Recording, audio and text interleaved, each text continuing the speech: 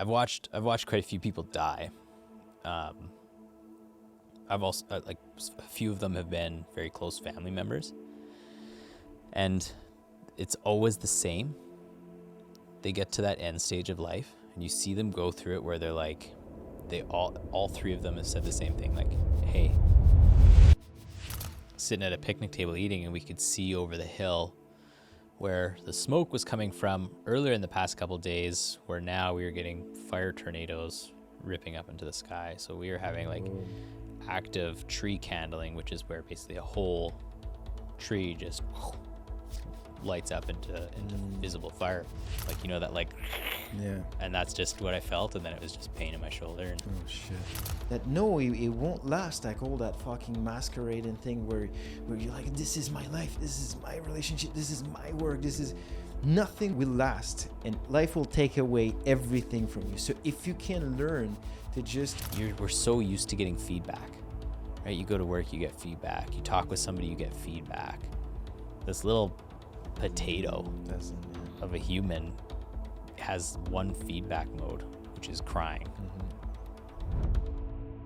I remember not being able to sleep because I was trying to picture in my mind the infinity.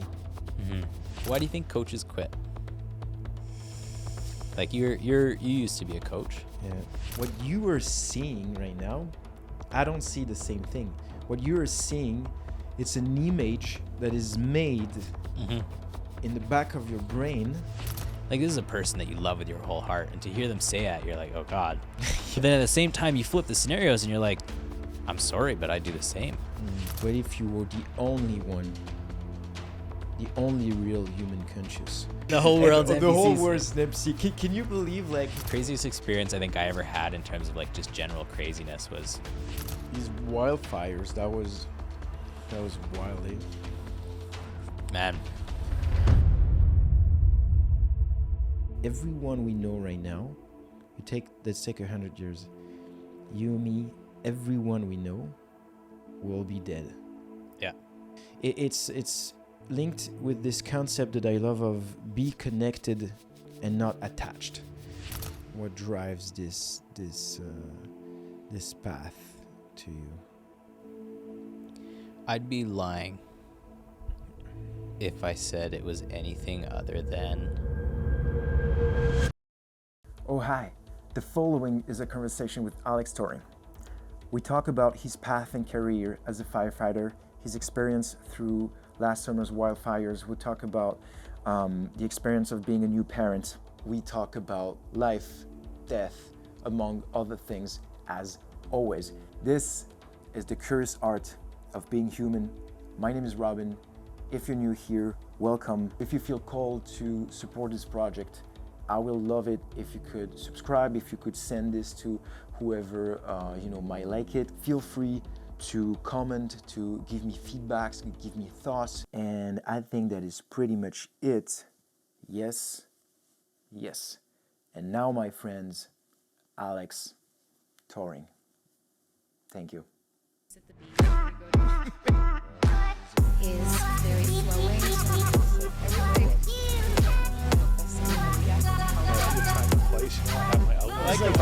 I was doing a lot of course I want to say.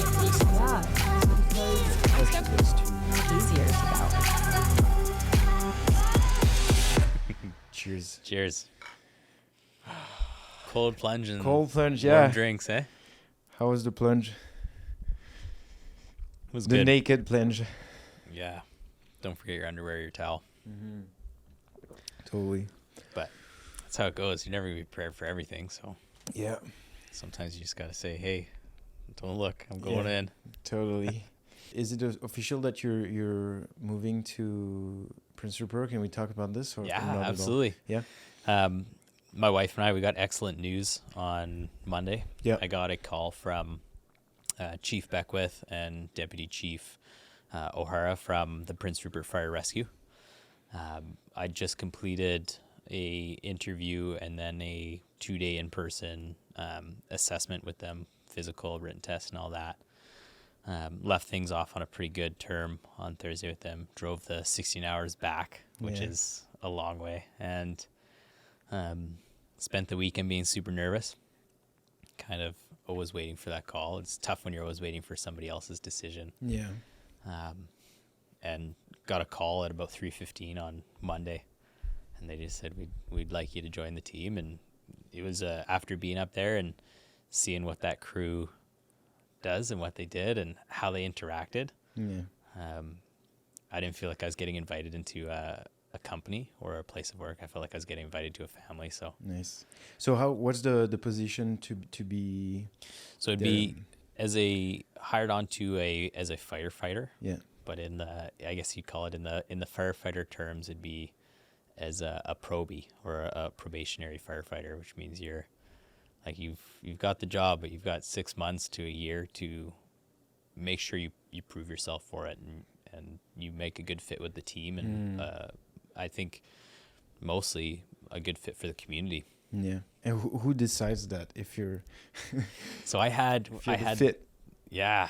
You know what? I think it's going to be the rest of your crew and the captain. Like if they're there in place, they've put the time, the effort in. They kind of know what they're looking for.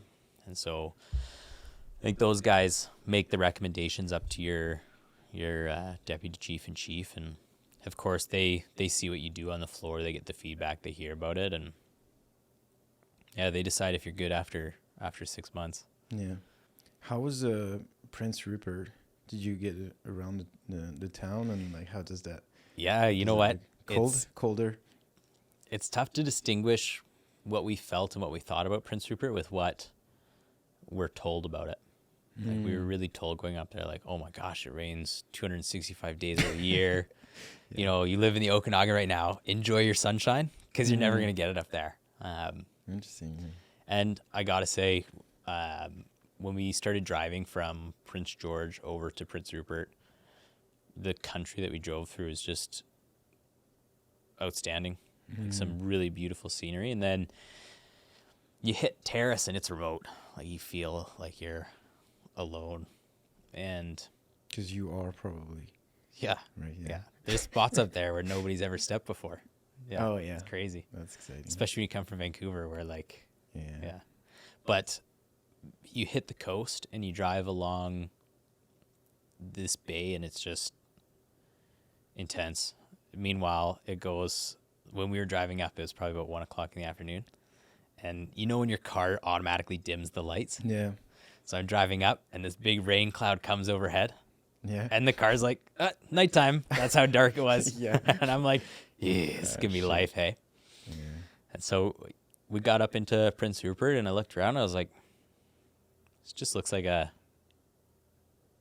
town. It just looks like another city. Like, yeah. For a little while, I was like, man, it's like being back in Port Moody. And we went out we stopped at our bed and breakfast. We got a bed and breakfast, which was like, what a great deal. $99. You get breakfast. This awesome king bed, like in this beautiful, it's called Tall Tree. Shout out to those guys, by the way. Yeah. And we got in, gorgeous. Lisa and I decided to go out for food. I was excited for the seafood because there's plenty of it. And we get to this. Oh, is there lobster rolls? Is there lobster there? There's probably crab, I think. Love lobster rolls. There's probably lobster there too, but I went after the crab. It was mostly the scallops and the halibut and the fish and chips. Yeah. But we went to go stay at the hotel and grabbed like the Instagram spot. Like, you know how every city's got an Instagram spot? Yeah. So it's like this corner table, glass on both sides. You're looking out over the port and it's just beautiful. We sat there and that I think was the first moment where I was like, you know what?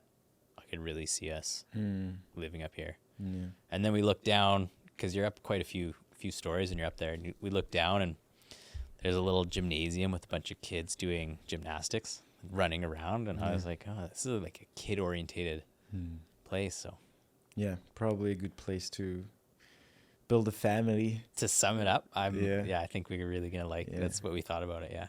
That's nice. I like the idea of a smaller town where it's not super crowded and it's not too busy. I would never leave downtown a busy city or a big city. I just like hate the constant noise and makes me uncomfortable.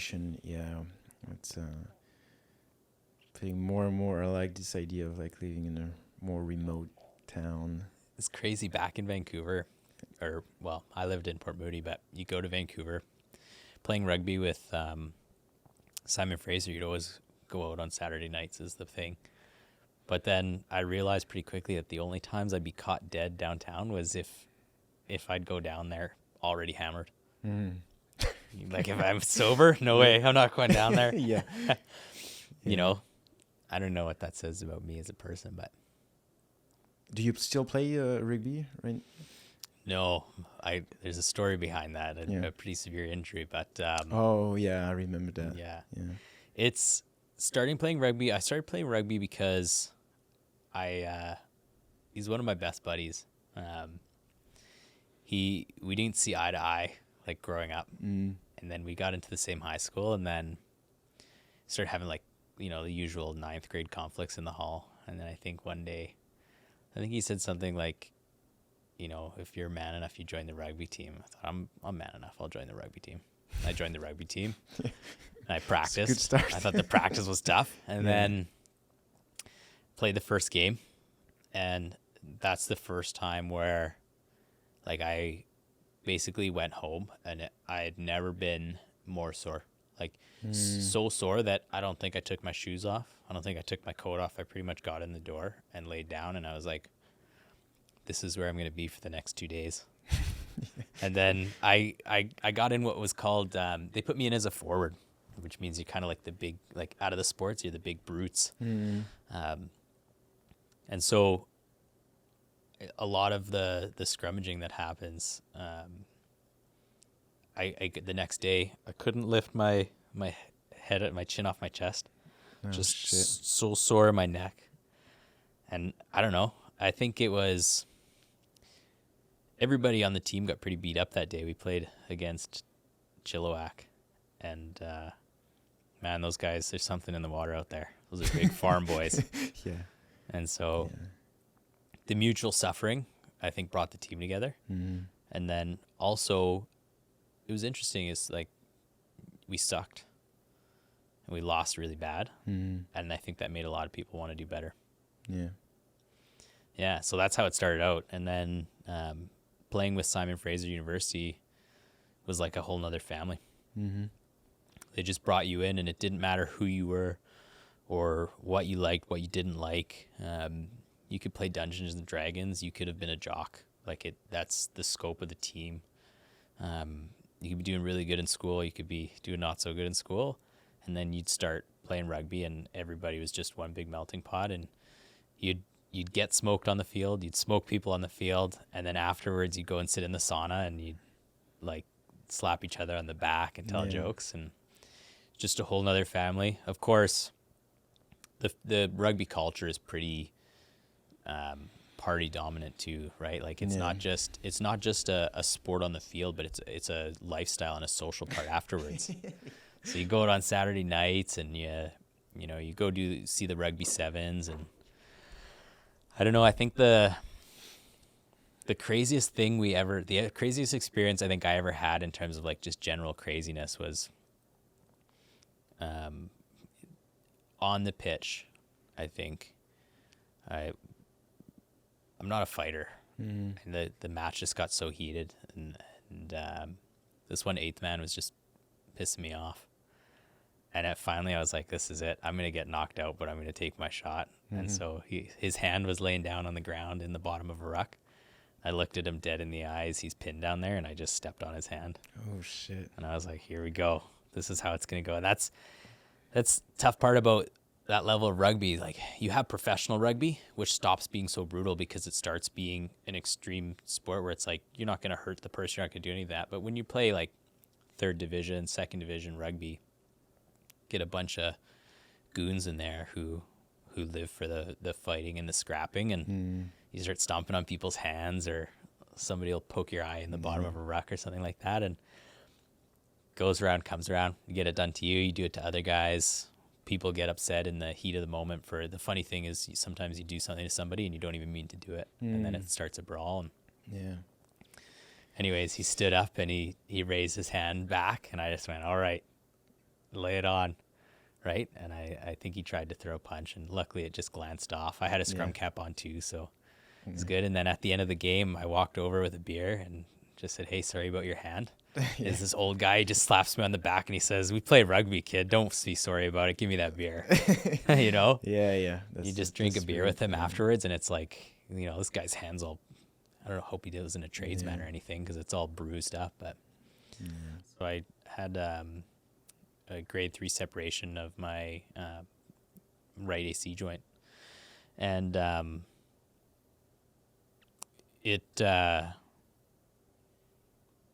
it's my tackle shoulder, you know, and you go through, we were playing a sevens tournament at that point in time, and it was just like hit after hit after hit. And when you get to be a decent hitter, a tackler, like the next best guy on the team will show up on the far side, and then you'll start to hit bigger and worse guys. And then finally somebody will put a target on your head and say, "Hey, we're just going to put a brick in front of you." And so I came over a ruck and hit a brick, and I remember my eyes are closed because I'm an idiot and I don't play with my eyes open. I close them when I go into tackles. It's just a habit. I don't know. I never have my eyes open, which is probably why I never was a good rugby player. But my eyes are closed. And maybe a safety mechanism. Yeah. But my eyes are closed. I hit him, and the sound and the vision that I saw behind my eyes was just like Velcro tearing, like, you know, that like, Yeah. and that's just what I felt. And then it was just pain in my shoulder, and Oh shit. tried to come off the ground and couldn't. It was like all popped up, and I wasn't sure if it was a collarbone or what it was. But of course the most important thing was that I had a jersey on from a team that I didn't belong to, and there was no way that jersey was getting cut off. So it was like, go to the sideline, take a quick swig of whatever somebody there has in their flask, and then the team medic pulled the jersey over my head, and it was like lights out. Oh, wow. And then kind of come to, and you're like, man, that hurt a lot, but at least I didn't cut up a jersey, because these things happen in rugby, right? People get mangled in their jerseys, and they go to the hospital, they cut them off, and you end up having a jersey set where normally it's like numbers 1 through 25. You've got 1, 2, 4, 6, 7, and like all these jerseys are just destroyed by the time it's done. Yeah. And so, then from then, what did you get to hospital right away? And they told you what it was, and then I wanted to stay. Because I'm an so idiot. You stayed on the side. I stayed on the sideline, and team medic wrapped my arm up, and then he kind of did a little assessment with me, and he said, "I don't think it's a collarbone because there's no deformity there, but your shoulder's obviously slumped. It's not dislocated, so I'm thinking it's a pretty good separation." And it was gross. You get like the little nub sticking out, and my wife at the time was also playing in that tournament, and so later she came over and she said, "Hey, you should probably go and get that checked out." And I was like, "Okay, I'll probably go get that checked out." Probably. And then she's like, "Do you want me to come with you?" And I'm like, "No, because the worst thing you could do for a rugby person is take them away from rugby." I was like, "No, you have to stay. You have to stay, finish the tournament out. Like, we haven't even gotten to the good social part afterwards, the beer garden." I was like, "Once the tournament's over, everybody goes to the beer garden. You can't miss that." Can't miss Like, that. I'll call my poor mom up, who's taking care of my baby at the time. Like, "Hey, can you help take me to the hospital?" And so family stepped in big there. My brother took me to the hospital. We were there for quite some time. They did an X-ray, and they're like, "Yeah, it's separated. There's not too much we can do. It's grade 3, and at that time, you could probably elect to have a surgery done if you wanted, because grade 3 is kind of the line where you don't normally get surgery done. Grade 4, grade 5 is like, yeah, somebody's got to go in there and fix it up." And so I was like, "Okay, cool. Well, we'll just sling it up." And got home. Lisa came back. My wife, Lisa, she's pretty worried about things. And we were actually driving back so we were down in Vancouver when this happened. We were driving back to Kelowna the next day, and it was a miserable drive. Yeah. Poor Lisa had a 1-year-old in the back seat, and me with my arm strapped up, and they gave me some pretty good drugs, because every little, like, it was nuts. Every deep breath, every bump, every time you change position, it's like having your shoulder, like the shoulder is such a crazy joint, Yeah. right? Like it's almost like it's floating, right? So it's got like 3 anchor points. You take one of those anchor points away, and then any way you are, it's just in discomfort. So you can't really sleep. You can't breathe deep. You laugh, it hurts. You cough, it hurts. Yeah. Yeah, So- it's a pain. And you were, at the time, you were coaching.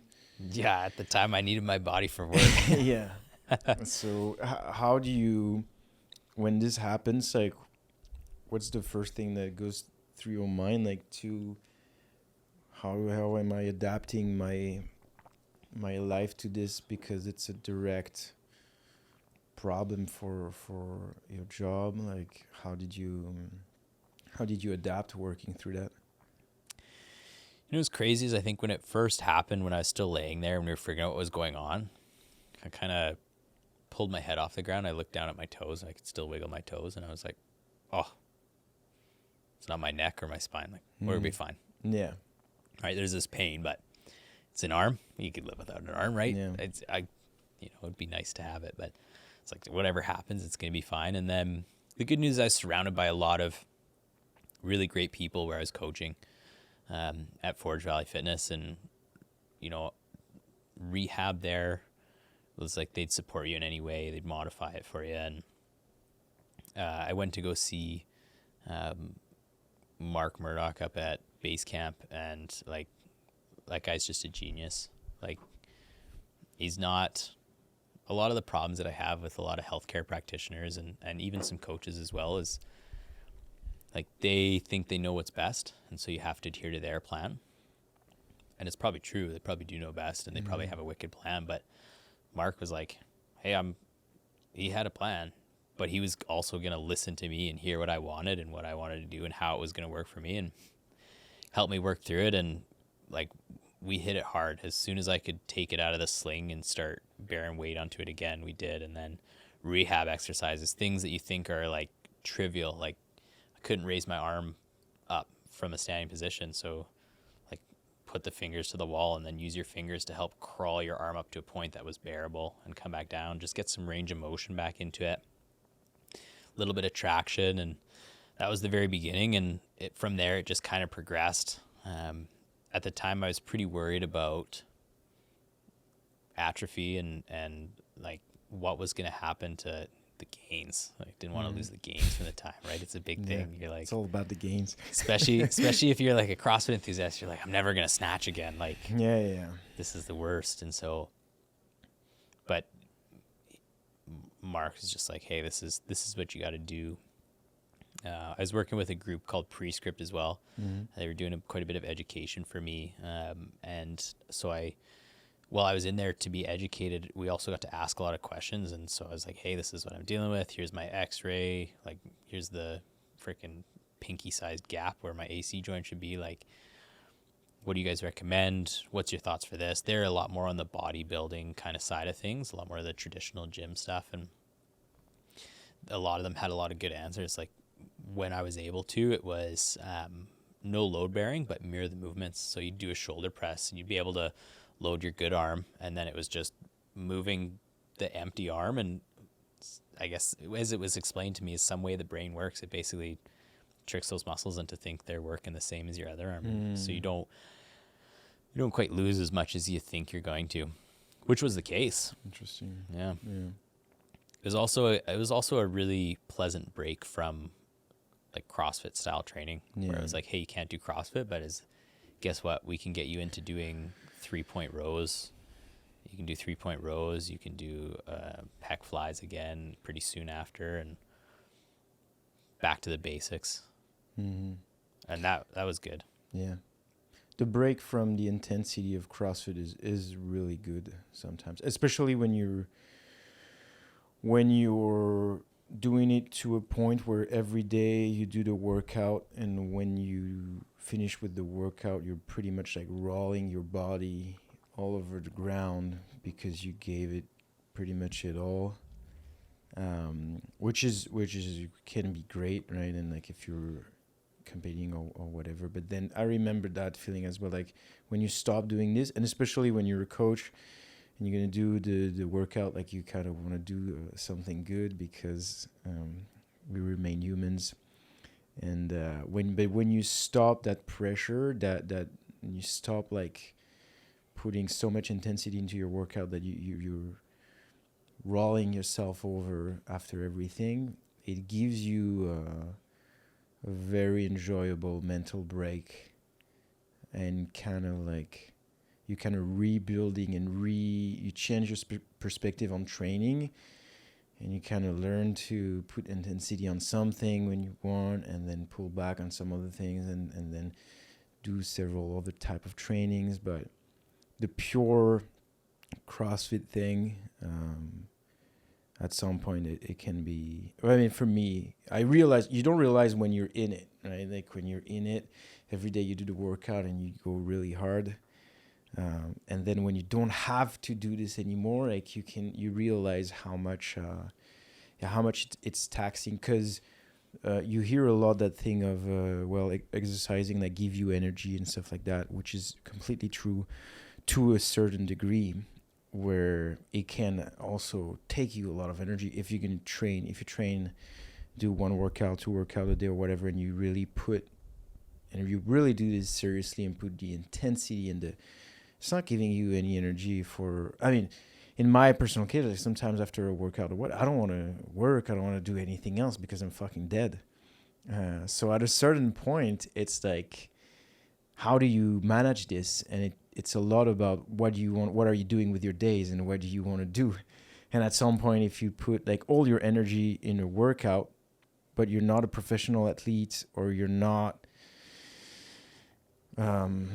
competing, or it takes you energy from like doing all the things. And so where's the balance? And now today I'm like trying to find that threshold of where it's optimal, where I do the exercising, the training, but it doesn't take away energy for all the rest, because it's a support thing, and it's not where most of my like attention or energy should go.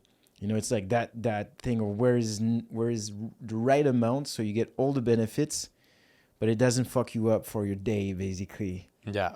And that's interesting to get on. But I mean, CrossFit is great. It's just because it's just the problem when you have too much ego into it, and you can't stand, and you put too much importance into scoring. That's the main thing to me. Is the problem is that's the scoring in regular CrossFit training, putting names on the board with like scores and times and stuff. That is an aspect that I think shouldn't be all the time. Like I think you should have like one workout a week maybe where you score all the rest of the time, because too many of us were not wise enough to handle that. Yeah. And I mean, maybe I'll talk just for myself back in the days, but I think it holds a lot of people back, because there's a lot of people that you do wait, like you're in the CrossFit gyms and you're doing the CrossFit workouts, and if you're in a group class, you're often, you'll see people do it as a coach. You don't necessarily know. It's crazy when you go from being an athlete to a coach, or you go from being somebody who's participating in the class to being a coach. You don't recognize it, but when you're a coach, you get to see what people do, and they do way too much of this. Like, oh shit, that guy's got.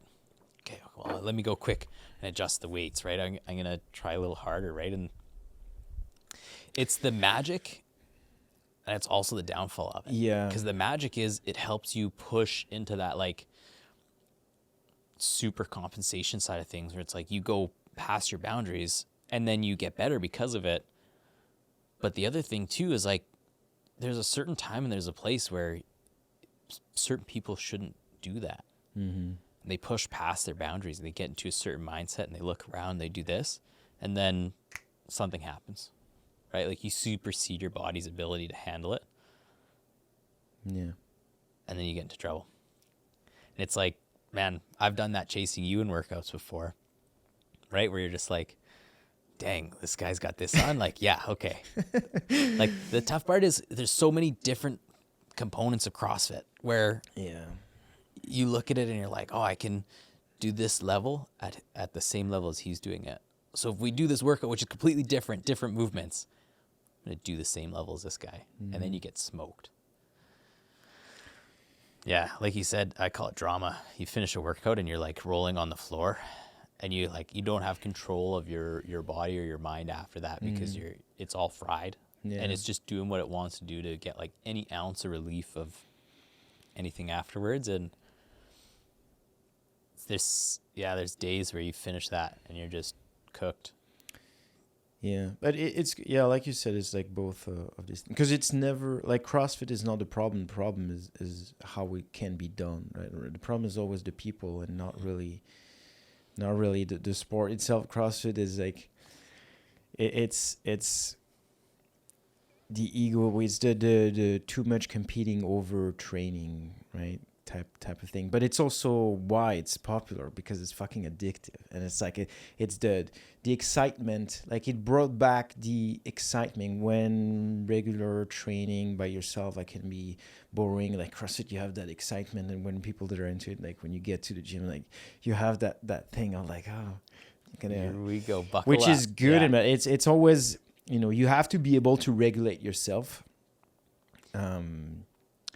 But the only thing, is if you're able to regulate yourself and understand how much energy do you want to put in this thing, and for what are you training, and why are you training, and understand that we have so much energy in a day, and that like you have to select, in where and which day do you want to maybe hammer yourself on that, and that you're going to be a vegetable on this day, or one day where you want to put your energy in something else and you want to pull back. It's all like how can you blend this in your life and not get too much, especially if you're not a professional athlete, or you're not competing or whatever, not falling into the trap on pouring all your chips into this, and then you're pretty much fucked to do anything else. And I know this because I'm talking from experience. Yeah. Oh man, I started CrossFit down on the coast, and I went religiously. That was that story the first time you. So you know what? There's good CrossFit stories. There's bad CrossFit stories. There's like my origin story with CrossFit is. I don't know what to say, like heroic, but dumb.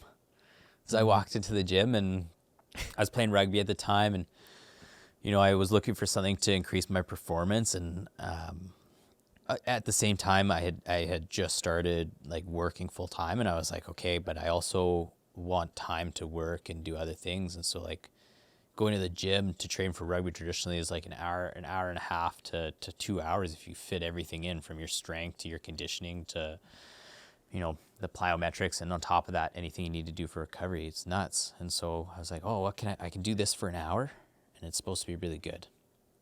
I walked into the gym and I was like, hey, I want to give it a shot. I had the rugby player build, and so like, oh, you look like you work out. I was like, yeah, I think I work out. Well, come drop into a class. And I was like, okay, sounds good. And man, I think the workout's like, it's slipping my mind, but it was during the open. I want to say 16.2 or whatever, like 1 rep max clean and jerk followed by burpees over the bar or something like that. They're like, have you ever cleaned before? And I was like, no, what's that? And they're like, it's this. And coach showed me like a picture perfect clean. And I was like, oh, you just pick the bar up. And he's like, yeah, you like pick it up and get it on your shoulders, and then you get it over your head. I was like, oh yeah, okay. So just do it. He's like, yeah, man, just do it. I was like, okay, let's go. And we started, 95 pounds. Okay, enough muscle and get it up there. And then it started to add, and I could still keep up with these guys. And then it got to like 185, and I was still keeping up. And then holy shit, all of a sudden it was 225 on the bar. And they're like, well, you're good to this point, like give it a shot. And I think that first day I like cleaned 225 with like not very minimal, very minimal coaching instructions. And that was, and then not only that, but after that, they're like, all right, now we got to do a bajillion burpees over the bar, which laid me on my butt. And maybe it was a rugby thing, but I like that. Like Mm. I think there's a picture somewhere on a buddy's phone of me, like eyes wide open on my back after that workout, being like, "What just happened?" Yeah. But that was my first CrossFit story. That's insane. Yeah, it's one thing that I have to did because when I arrived here, there was no back home. Like we didn't get in France the concept of on ramp. And one thing that apparently is pretty regular here, like the on ramp, which I found really good for like that type of situation. Because the problem with CrossFit is that there's too much thing. You need to be too good to be able to really navigate that sport.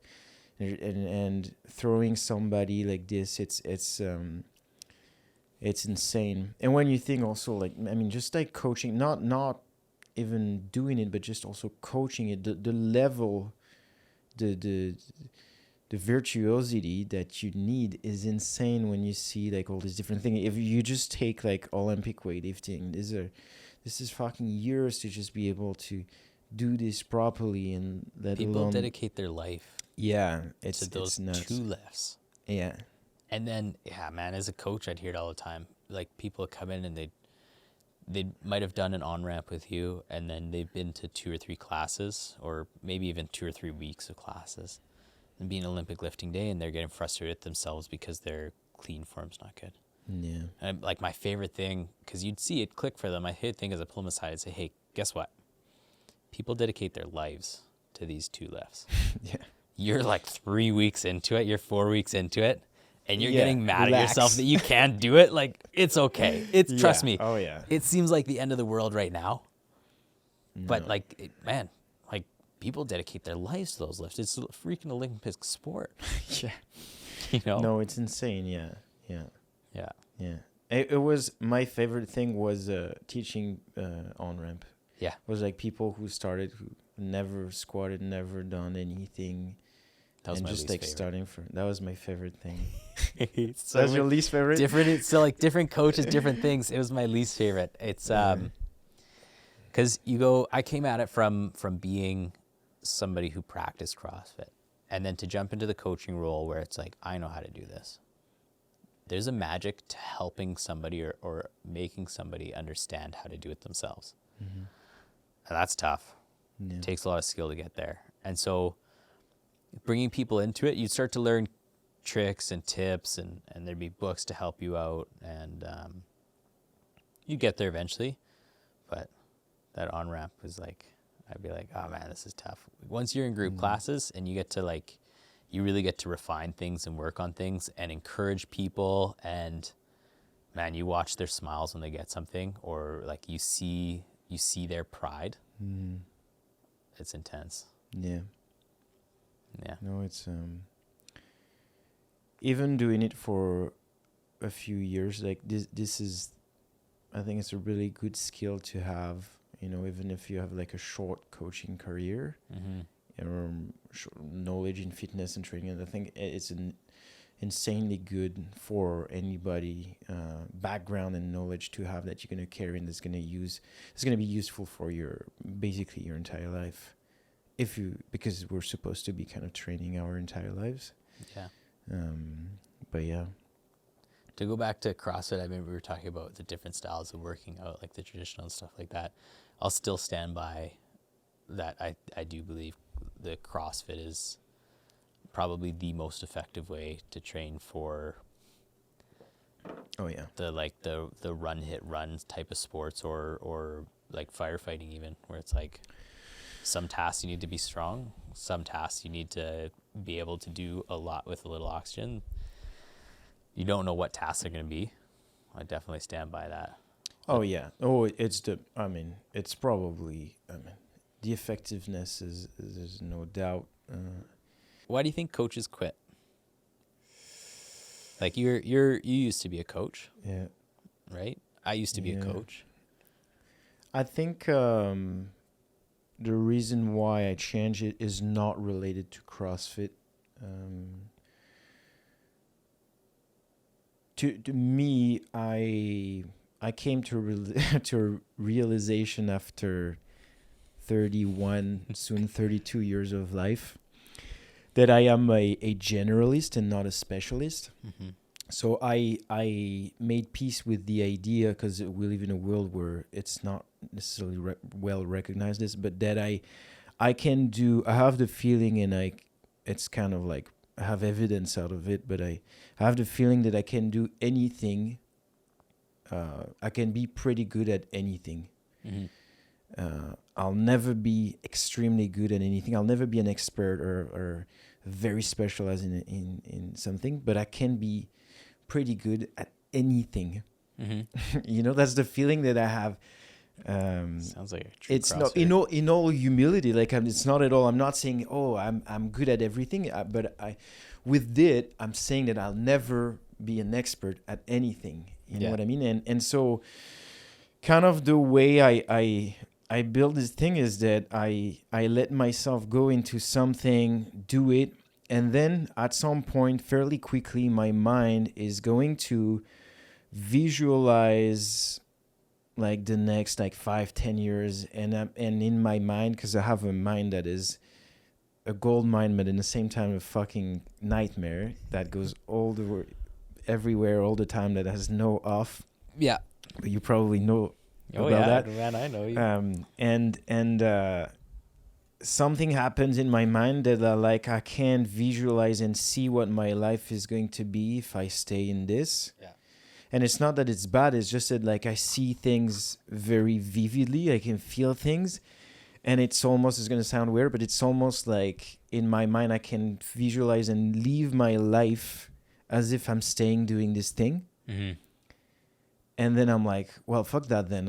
I want to do something else then, because I can, it's almost like I've lived that life already. You know what I mean? It's going to end. The life's going to end. Like, yeah. Why And would then you pin it down to one thing? Yeah. And then, I don't know. And then I'm like, there's that thing. And then, let's do this. And then I'll do this. And then same thing, at some point something happens.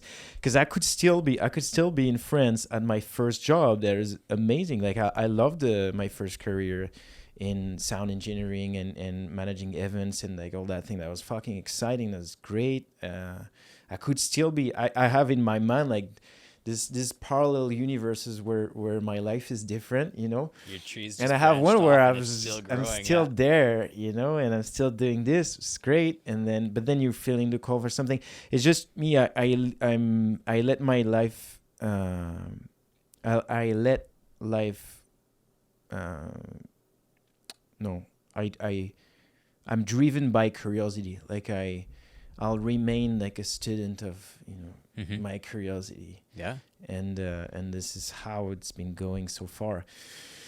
But with this, again, like I understand that I'll never be an expert at anything, but we don't need only expert at things. The world also need people that can connect the dot on few different things, because at the end, I'll have a bunch of knowledge on a lot of different things, and that's going to create a unique blend of something, which is already the case. Yeah. But to get back to the thing of why, I guess at some point, and this is going to sound, but like CrossFit or not CrossFit or any type of thing, even though CrossFit is extremely varied and stuff like that, at some point, and I mean, it's my case, but at some point, it comes back to be the same.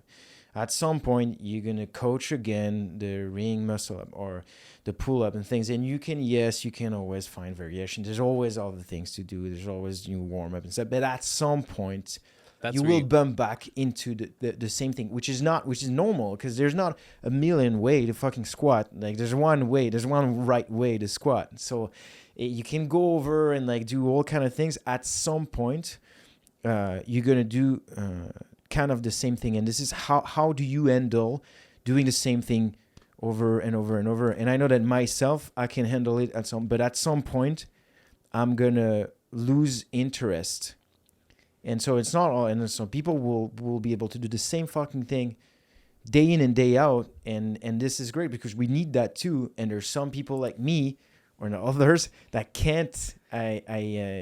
My mom just recently had like something of 30 years of career, the same thing. Like that's an example. Like some people will do the same thing, but then at some point when it gets and I feel, and it gets again the same thing.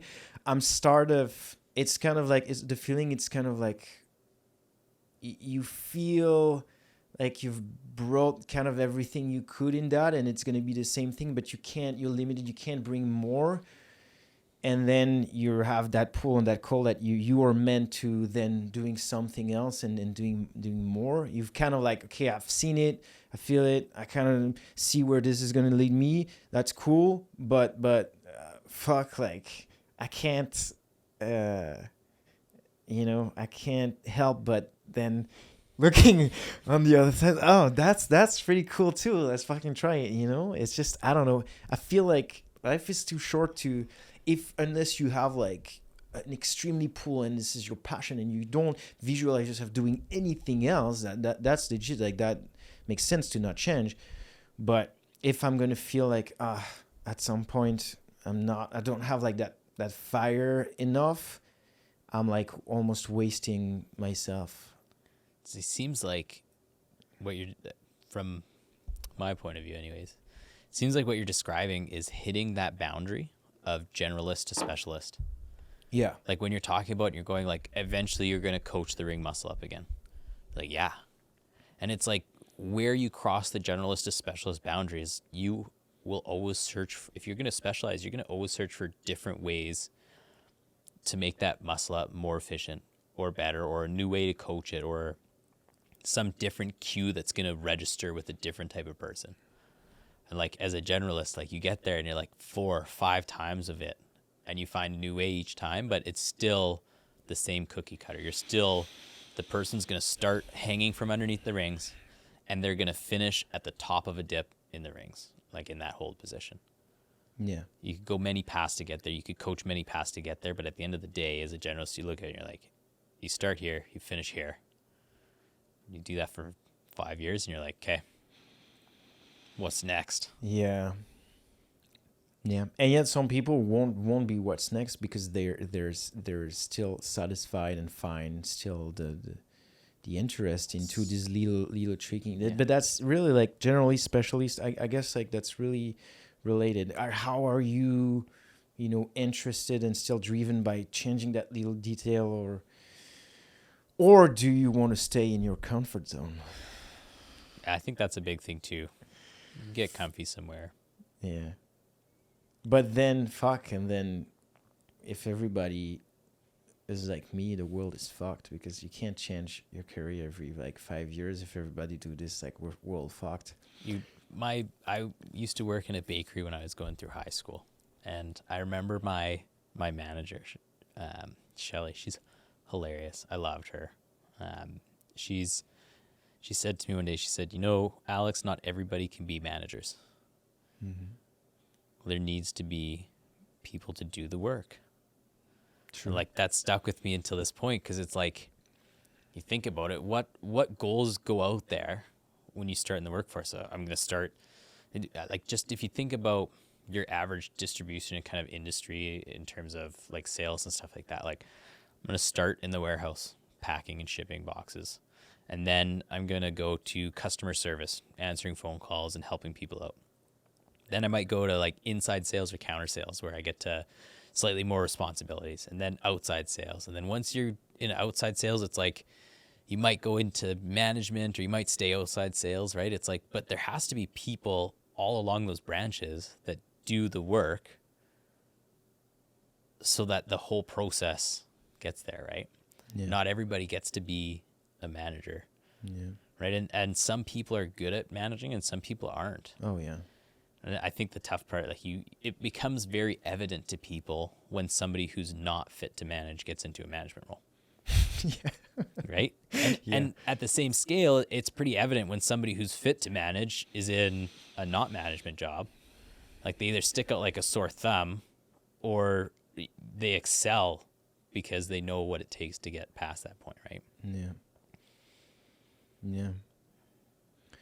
I guess the bottom line is really listening to yourself, because we're all different, but no one will tell you, yeah, it's okay to change job often. It's more the music. It's more like find what you want to do and get your job and then stay there. But it never made that much sense to me, because today when you work full time, it takes up a lot of time, so much time that it is pretty much most of your Your wake waking hours, moment. the prime time of your waking hours. So if it doesn't make sense, if it's just for the money, like it's absolutely insane. It's mind-blowing to me. I understand like the pressure and everything, and like the economical stress that everybody have and stuff like this, but I just can't comprehend it. Like, I'll do fucking anything to do something that interests me. Like, it's not worth it to me to work something that doesn't really drive you. Yeah. Like Fuck this. It's like we were talking about after the cold plunge, right? We have the cold plunge, and it's this sensation that you perceive as bad. And you're like, get me out of here. And then the thought that always comes to my mind is like, hey, guess what? Like, someday you're going to be dead and void of all feeling. Yeah. Right? And then all of a sudden, the sensory that was bad, now you're just grateful to feel it, because you can feel it, because you can perceive a world. Well, it's going to happen. You perceive a time when you're not going to feel anything. Yeah. The thing that's like crazy to me is that I've watched quite a few people die. I've also like a few of them have been very close family members, and it's always the same. They get to that end stage of life, and you see them go through it where they're like, all three of them have said the same thing, like, hey, do what you want to do, because if you get to this stage and you have regrets, it sucks looking back at all that time and knowing you didn't do something and now you regret it because you can't do it. Clocks run out. And that transitions to like all three of my family members that I've watched pass away, like literally being in the moments, the room that you, boom, pronounce them dead. Within some point in time of when they pass away, it flips and they go, yeah, I'm done. Like, I'm ready to give up. Like, whatever the sensation is at that point in time, or however tired they are, whatever they feel, like they're ready to go. And so, man, what driving principles for life is like, hey, don't regret anything. Yeah. Right? Like, don't spend 20 years doing the same thing. If you have this inkling in the back of your heart, like, I want to try that. And like I want to try that's the only time people talk about is when I want to try that is like big or crazy. I want to become a pilot. Like, that's a pretty big thing to do. I want to fly a plane. That's a pretty big thing to do. It could be as simple as like, hey, I like never knit in my life. I want to try knitting. Like, don't get to that stage where you're about to be void of all sensory information and you never tried knitting. Freaking try knitting. You know, try something. Decide, hey, I'm done being a sound engineer and I'm going to be a CrossFit coach. I'm done being a CrossFit coach. I'm going to start producing my own content. Like, yeah, I'm done being a CrossFit coach. I'm going to go be a firefighter. You know, like, if you want to do something, do it. Yeah. Yeah. Yeah. That's if you want to do something, do it. Yeah. You want to do something, do it. Yeah. That's my cheat for CrossFit too, is I'll get to the end of a workout and I'll be like dying, and those thoughts in your head of quitting, of not doing any more, come in. And the thing that always kicks me right in the butt is like, hey, someday you're gonna be dead and void of all feeling. And then it's like, man, all the suffering, everything that sucks, just give it to me. Like, let's go. Yeah. Do you think people now are, I say now, maybe just in general, do you think people believe that there's not supposed to be suffering in life? When you don't see the benefit of suffering, because I mean, we get used to anything, right? So like, if you don't suffer, you won't like to suffer. But if you suffer knowing that suffering is the way to actually get what you want, then it will make sense, and then it's not going to be as painful, because it's always, why are you suffering is always a big component, right? Because suffering for no reason, it sucks, but suffering knowing that this gets you better, knowing that this is for your health, knowing that this will bring you anything you want. Maybe suffering's like a pretty serious word. I guess it'd be discomfort. Like, I find that a lot of people don't want to experience discomfort when it comes to like the housing market and stuff like that. Like, even the new stuff that's going on with short-term rentals right now, right, where they painted with a broom, and it's just, they basically said, hey, you can't do that anymore. And a lot of people are doing things pretty legitimately, are experiencing things where now like their income is going to go down because they can't do what they were doing to make it before.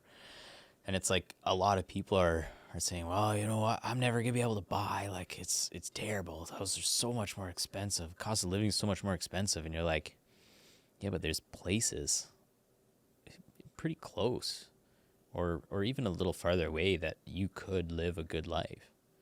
You just wouldn't be here. Like, the comfort of being here is so important to you. You don't want to move somewhere else where you could live the kind of life you want to live. Yeah. Well, I mean, the problem is like we're rigged that way, right? Like, we get into something and then we're just rigged to stay in the comfort, to not move and to not, get outside of this. We're like rigged this way. So you just gotta want. I love the dying thing, because it's, to me, it's the base of everything. And it governs today a lot of things that I do and how I think. It's like exactly what you were saying is like, I'm going to die. Like, and, we don't even know when, but you say just like, not even, I don't know, maybe 100 years, less than 100 years, like everyone we know right now, let's take 100 years, you, me, everyone we know will be dead. Yeah. You know what I mean? And nothing will really matter anymore, I guess, because we don't really, but it's just like, let it govern like your choice of, I can't, we can't move because, we have our whole life here. Like, it's linked with this concept that I love of be connected and not attached. Like, if you can, one of the superpower today,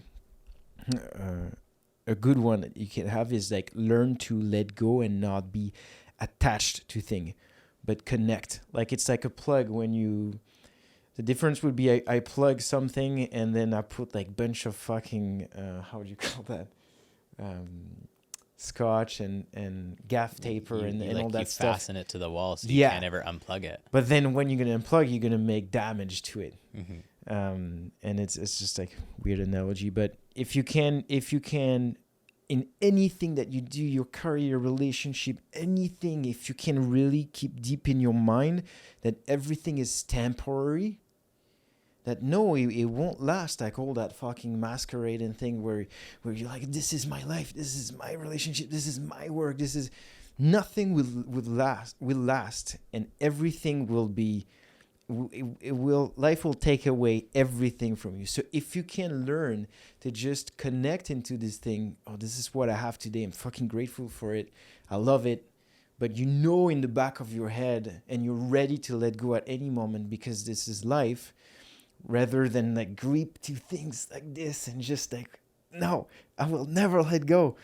I think it's good because it makes you it makes the experience more intense, and you have more gratitude toward the things, and it's like, I'm connected to this. I know in the back of my head it will end at some point, and I will embrace the end because that's part of it.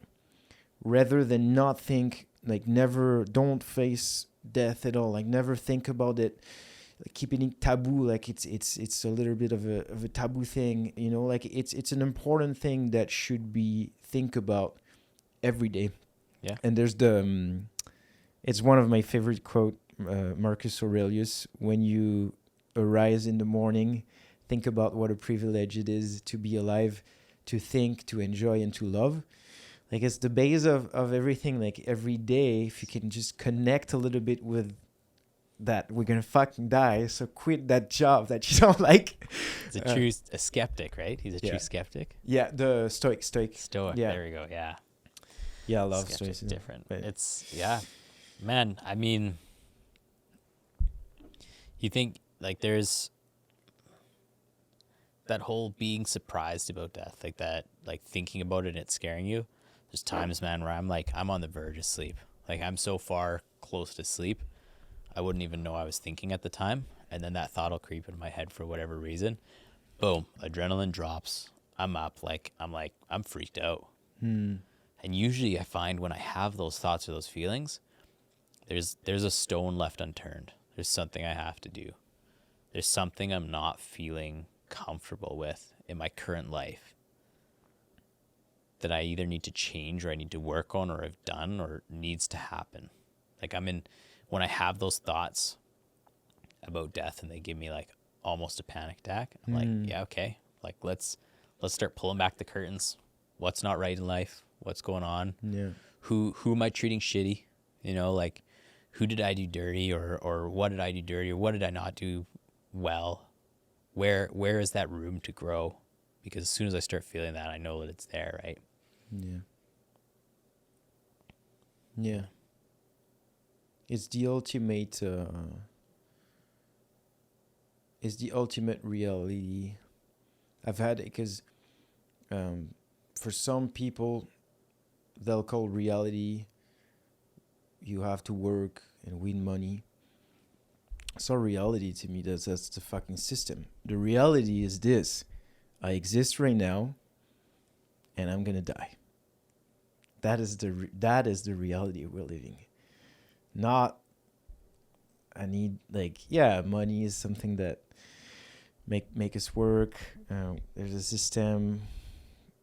We're in the Western world, so we're under capitalism, but this is a system. It's not reality. Mm-hmm. Sometimes when I was saying like my mind is a curious place, I've had sometimes like this contemplating the idea of dying, not suicidal at all, but my mind sometimes, I don't identify with my thoughts, but it happened in my life where I would have the thought coming up and some kind of intruding thought of like what it would be like to die right now, you know? And then like the machine keeps rolling. Yeah. If you were to die right now, I'd exist past you. I'd still have my own thoughts. This house would still exist. Yeah. Oh yeah. Right? And you start to think about those things and you can go down a rabbit hole. Oh yeah. Think about older stuff. Like people will wear, some other people will wear your stuff. Some other people live here. All the things people will use that. Your car will be used by other people. Like, but none of it will matter to you. Yeah. Oh yeah. It can't matter to you. I mean, I guess you get into the whole thing about kind of religion and beliefs about the afterlife and stuff like that. Yeah. Which is a whole, like, you open the door, like you're talking about parallel universes. Like, I guess we've been discussing from this perspective of like, when it's done, it's done. And for a lot of other people, like, it's not done. When it's done, you start over again somewhere else in Thailand, right? And it's like, yeah. It's you start to think about what that change is. What happens to you when the electronic signals in your brain stop firing? Yeah. Well, there's a lot of one thing that is certain is, I mean, right now, if you listen to the people the experts that are researching and studying the nature of our reality and like quantum physics and all that stuff, there's definitely things that are absolutely mind-blowing, from just like the fact that physicality is an illusion, by example. That we're all made of atoms. Atoms are 99% empty. That when we touch things, it's the electrons around the nucleus that are repulsing the electrons out of like another object. So we never touch anything. This is repulsion of fucking electrons in my fingers. It's these guys, like they're describing what we see as a subjective reality, and we are seeing things how they're interpreted by our brains, right? But the actual thing beyond our perception is not like that. And the most mind-blowing to me is that right now, what you are seeing right now, I don't see the same thing. What you are seeing, it's an image that is made in the back of your brain. But both of us are looking at this bottle. Yeah. But we're both rendering with our brain a different image in our brain. So we're not seeing the same thing. And this, like, you can go to rabbit hole with a lot of these things, but all that to say that like physicality is made of energy, and the physical death, and as all energy transforms, it consumes and changes into something. It never disappear. So what happens, we don't really know, but now you hear a lot of things that like human consciousness is not created by the brain, but it creates the brain, which implies a lot of like beliefs and all other things. But it's like I believe that there's something happening after physical death. To me it's not. To me it's for sure. Like, I don't believe death is blackout, the end of everything, and like, and even if it is like where you lose consciousness or whatever, it's I mean, even if it's this, you're not even aware. It's like, where were you before you were born? What kind of how do you know you're asleep when you're asleep? Yeah, exactly. Right? When you're asleep, how do you know you're asleep? It's like dreams. You wake up in the morning. That's how you know you're asleep. Yeah. It's, yeah, the whole, like, the consciousness thing is like, I've always had this thought experiment of this reality exists in my mind because that's how I perceive it. Yeah. Like, what if in whatever real side of things, like, I'm somebody who's like sitting in a chair, just not even privy to society or anything that's going on, and this whole reality exists only in my head. Yeah. You know, like, you don't have your own thoughts. Yeah. But I have a thought that you exist and that you think a certain way, and so like it conveys to me that you're your own person. But maybe it's all made, like, it comes into this whole crazy like we're all living in the Matrix kind of thing, where it's like, 100%. This is real for me, but it's not. Yeah. You know? What if you're the only one? What about that thought also? Like, what if you were the only one, the only real human conscious? What if it's not one consciousness that creates like everything, and you're a non an NPC? Yeah, the whole world's the whole world's an NPC. Can you believe, like, you spend your whole life like scared and all that shit, and then you die, and then suddenly you get somewhere, well, you're like, okay, this was all a game, and none of these people existed. You were in your own world, and you did the thing. So okay, let's do it again and do it better this time, and you're gonna be somebody else. And but yeah, no, it's interesting, but there's definitely there's definitely some crazy things behind the scene that we can't even see. Like, the simple fact that we can't see shit, right? Like, the human eyes, like, can't see shit compared to what's available, what actually exists. You know, it already tells that, you know, there's some stuff, and it's like all the alien stuff going on lately has been like crazy amount of things, but we have to understand that other forms of life can be probably very different. It's not even going to be like a physical thing. What if I've had that thought, like, what if there's other living being that their baseline operation are like way faster than the speed of light? They would be all around you doing things that you couldn't even perceive. Like that type of thing, like where everybody's like expecting like a fucking saucer just like coming, and then people going like you. It can be so many things that our brain can't even comprehend. It's interesting. What I like all about all this is like understanding that we don't know anything. We don't know shit. Like, and even the people that know a lot and all about like the universe and things, like we don't even know what was before. We don't even know really what created. Like we don't know anything. And this gives me a lot of. I like to qualify myself as like completely fucking ignorant passenger that is just here. And that's fine. You know what I mean? Yeah. Kind of. Sometimes I don't know what you mean, but I know I'm still working on my English. No, it's, you know what it is? It's just different, like it's different thought experiments, right? Like your brain comes up with different things than my brain comes up with. Yeah. Right? And you spend more time on certain things than I spend time on certain things. No, And for sure. It's, you know, it's like a lot of I think I've had a lot of similar thoughts to the thoughts that you've had. Mm-hmm.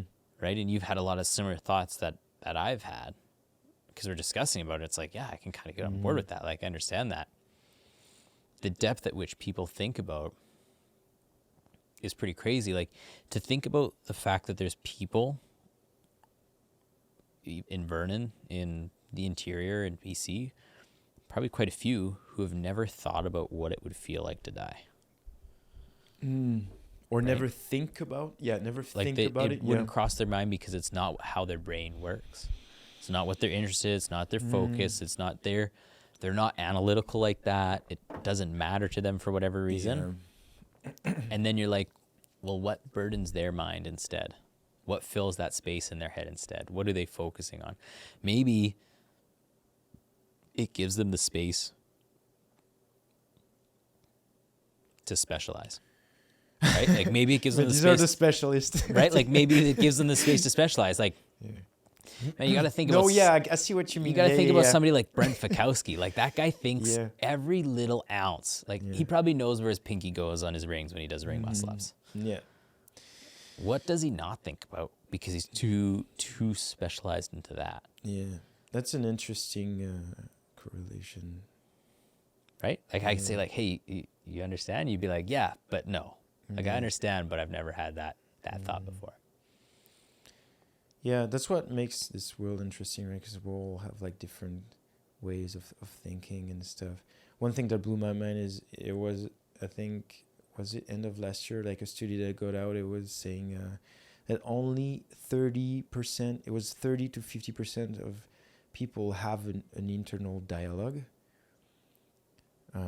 That means Like they have conversations in their head with yeah, themselves? like you have that capacity, you have that consciousness that you can like talk with yourself and have like an inner voice that is telling you things, and I have an insane internal dialogue. Like the 70% of people that don't have that, hit me up, because if you can tell this guy in here to shut up, like please, you know. Like, no, but like yeah, I was like mind blown, because yeah, it's insane then how different we can be, and also then there's different type of people that can more visualize or not. There's people like, if I tell you to close your eyes and think about an apple, you take 10%, someone is not going to be able to see it, someone's going to be able to see it really well in 3D, someone's going to see some kind of weird image. Like we're really all different in what's happening in here. There's something that I wasn't aware at all, and when I'm curious to know like how it'd be like to not have an inner dialogue, I'll be like, what the fuck? Like it would give me some early days from my own fucking thoughts, but I coached a guy once where I'd tell him to close his eyes. I'd put his hand behind his back and I'd pull out fingers, right? So it's like if this was behind my back, I would put down these fingers. I'd say, how many fingers are you holding up? And because he could not see it, he could not tell me. That's crazy. And I had to coach this guy how to squat, how to lift. Like he wanted to learn how to do a lunge. Yeah. And like this is like we talk about that internal dialogue. That's a very a very mental thing. Like it's in your head, right? You think about physical awareness. Like some people, just like they don't have the internal dialogue, man, they don't know where their body is in space or time. Yeah. Which is crazy because one of these guys walks to the gym and he wants to learn how to do things. And like, I'll give that guy credit, man. That guy was resilient. He did not stop coming. He always worked on it. Like, it's got to be hard for somebody to be like, hey, push your knee to the wall in front of you.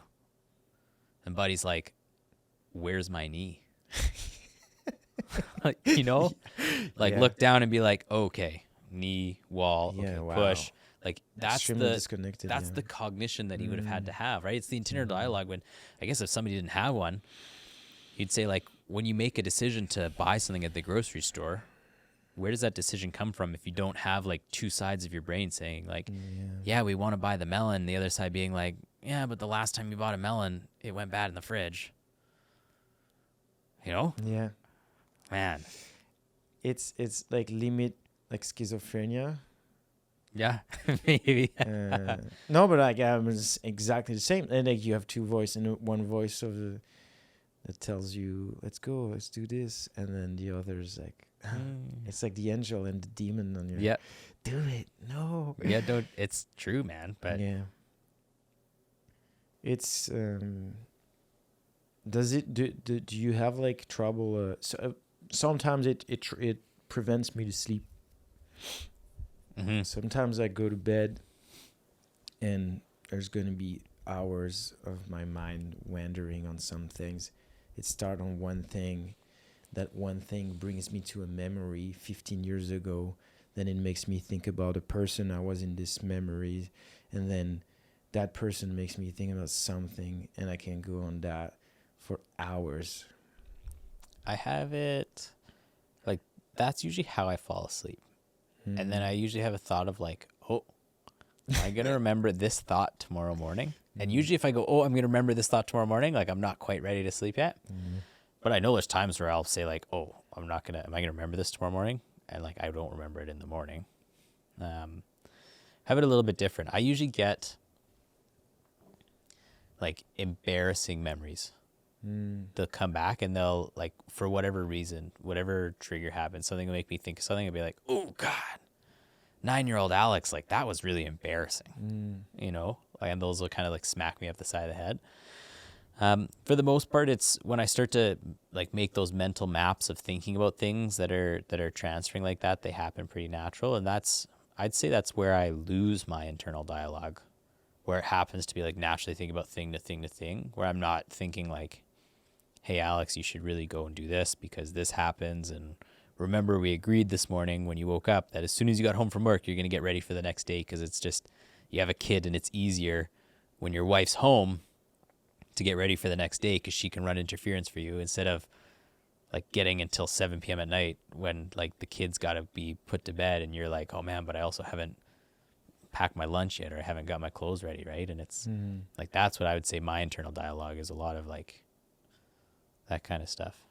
At night, I find it very peaceful to just think about things that think into other things that think into other things. And sometimes it's good. Sometimes it puts me right to sleep. Sometimes it's like last night, I'm ready to go to bed. It's 10 o'clock, finished a bunch of work, and I know I'm getting up early for the gym in the morning, and I'm like right about to fall asleep, and I go, hey, you didn't check on your kid. Like you didn't. I always go in right before I'm about to go to sleep, and I, feel the back of his neck to make sure he's a decent temperature and it's not too cold in there, and there's no stuffies around his face or stuff like that.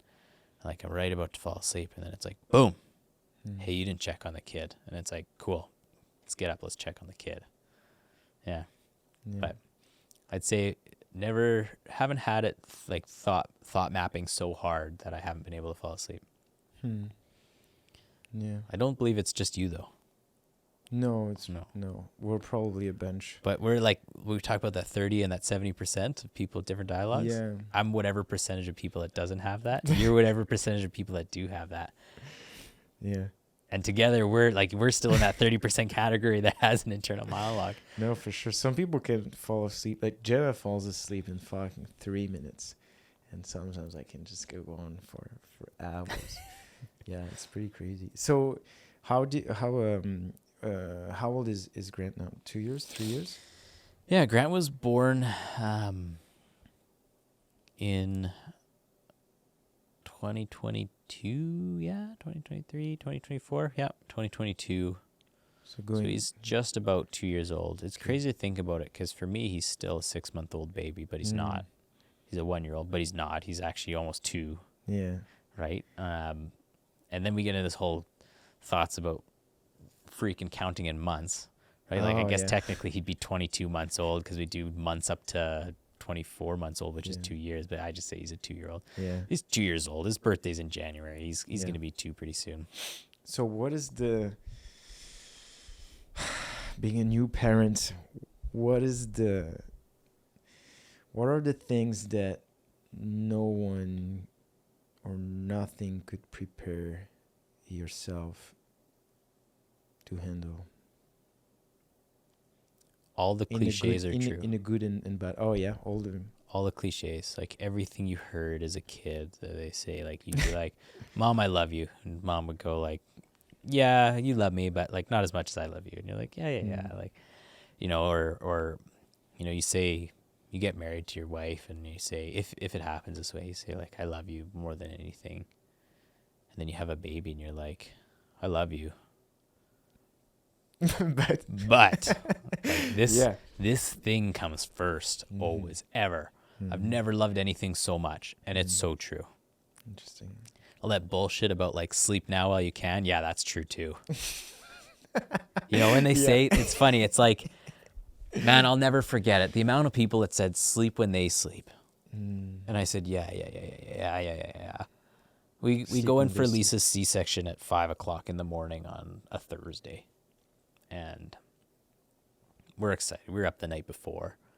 I stop at Starbucks, grab a coffee. We go into the hospital. She's huge. She's uncomfortable. She's borne the weight of this child for 9 months. Like, it's ready to come out. And it comes out, and it's the most exciting time of my life. Because I'm so excited, I don't want to sleep. Like, this kid comes out, and he's exhausted. Because at that moment, that's the most exhausting thing he's ever done. He was born. Like, that's, in his 9 months of lifetime, that is the most exhausting thing he's ever done. So what does he do? He comes out, he cries, boom, goes to bed. What do? I look at him, and I cuddle him, and I hold him, and I take pictures. I make sure Mom's okay, and Mom's awake too because she just came out of surgery and just had freezing up to her freaking neck, and like, C-sections are violent, by the way, but we'll go over that at another point in time. I was like, C-sections could be, cut her open, pull it out, and it's like, no, I was standing by my wife's head as they're like, the whole table's jostling around, and I'm like, hey, what are you guys doing down there? And they're like, this is normal. I'm like, this is normal. It is normal. Shit, yeah. But we get to about, so Grant was born probably around 8:40 in the morning, and then we're noon. I'm still up. I'm still excited. He wakes up for his first time, wants to feed, needs a change, whatever. It doesn't really need a change, but when you're a parent and he's that young, you don't know what to do, so you change your kid. And put him back to bed. He sleeps. 6:00 comes, and you start to get a little fatigued, and you're thinking, okay, we'll wrap it down for bed. 9:00 comes, you're exhausted. You just had the most exhausting day of your life. You're so excited. You want to sleep. Lisa's recovering from surgery. She wants to sleep. And this kid wakes up, and he's awake. He wants to be held. ready. Yeah. He wants to be moved. He wants to be cuddled. He wants food. And you're like, shit. I didn't sleep all last night because I was excited. I didn't sleep all day while you were sleeping because I'm an idiot. Now you're here, and I want to go to sleep, and you're awake. So it's like the number one cliche, if I could say anything, is sleep when they sleep. Even if this thing just came to life and you want to party, try and sleep. I think that's the number one thing I wasn't prepared for. I'd say the number two thing I wasn't prepared for would be the sheer worry of like every little thing. Are they too hot? Are they too cold? Are they getting sick? You know, did I not sanitize this bottle well enough? Am I going to be the reason they get ill? You know, and It's gonna be my fault. yeah, it's not only going to be my fault, but could it have been preventable? Could I have done something better? You know, and you just don't know because we're so used to getting feedback, right? You go to work, you get feedback. You talk with somebody, you get feedback. This little potato of a human has one feedback mode, which is crying, right? And when you're like a new parent and you haven't spent a lot of time around kids, you're like, that cry, is it hungry? Is it I need a change? Is it I have gas? Is it I'm uncomfortable? Is it I want attention? Is it like purple cry? Like, is it just crying to cry? Because that's like a real thing. And you're like, you don't know. Yeah. You just try everything. You just you spend the first 6 months in a fog. You spend the first 6 months and like you start that 6 months and it's like a cold plunge. You start and you're like, holy shit. Then you come out of the water at 6 months and you're like, okay, kind of get back to reality. Right? And I think it's different for women than it is for men. Like,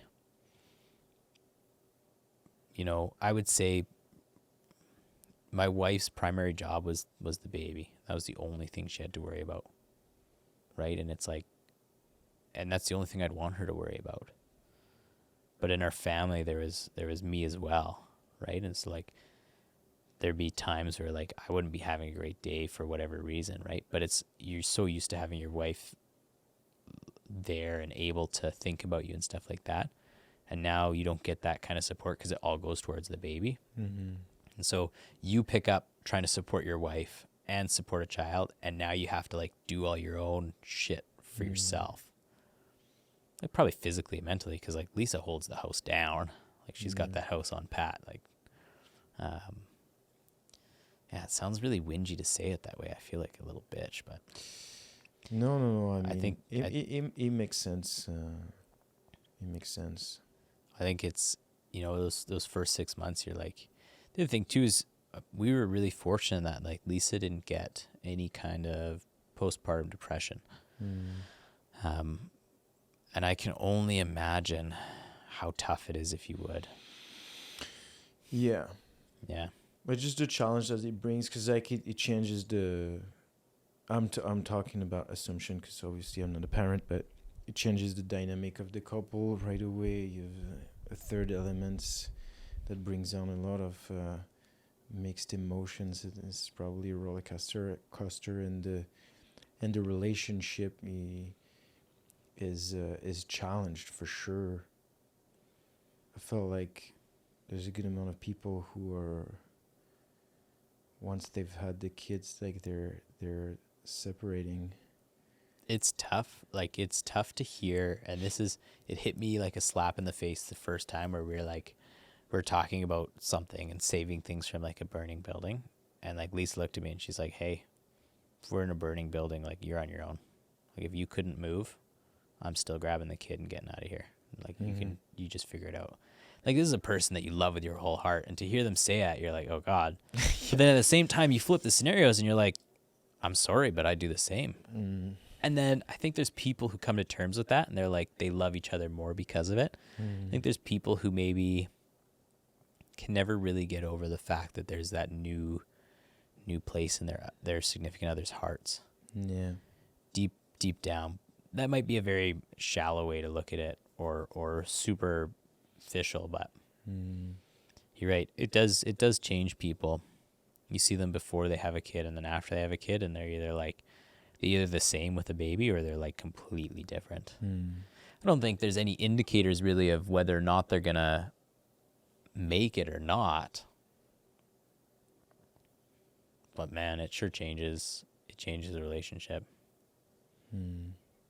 something that resonated really true with me was somebody told me, you're never going to be ready to have kids. You might have a house and you might make a nursery and you might make plenty of money and you can financially afford it and you can time-wise afford it and you have the space, but you're never going to be ready to have those responsibilities.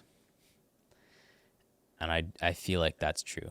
So like you're saying is, then it becomes your ability to handle or your ability to problem solve and think in stressful situations and come up with solutions and stuff like that. And there's people who thrive in that, and there's people who don't do well in that.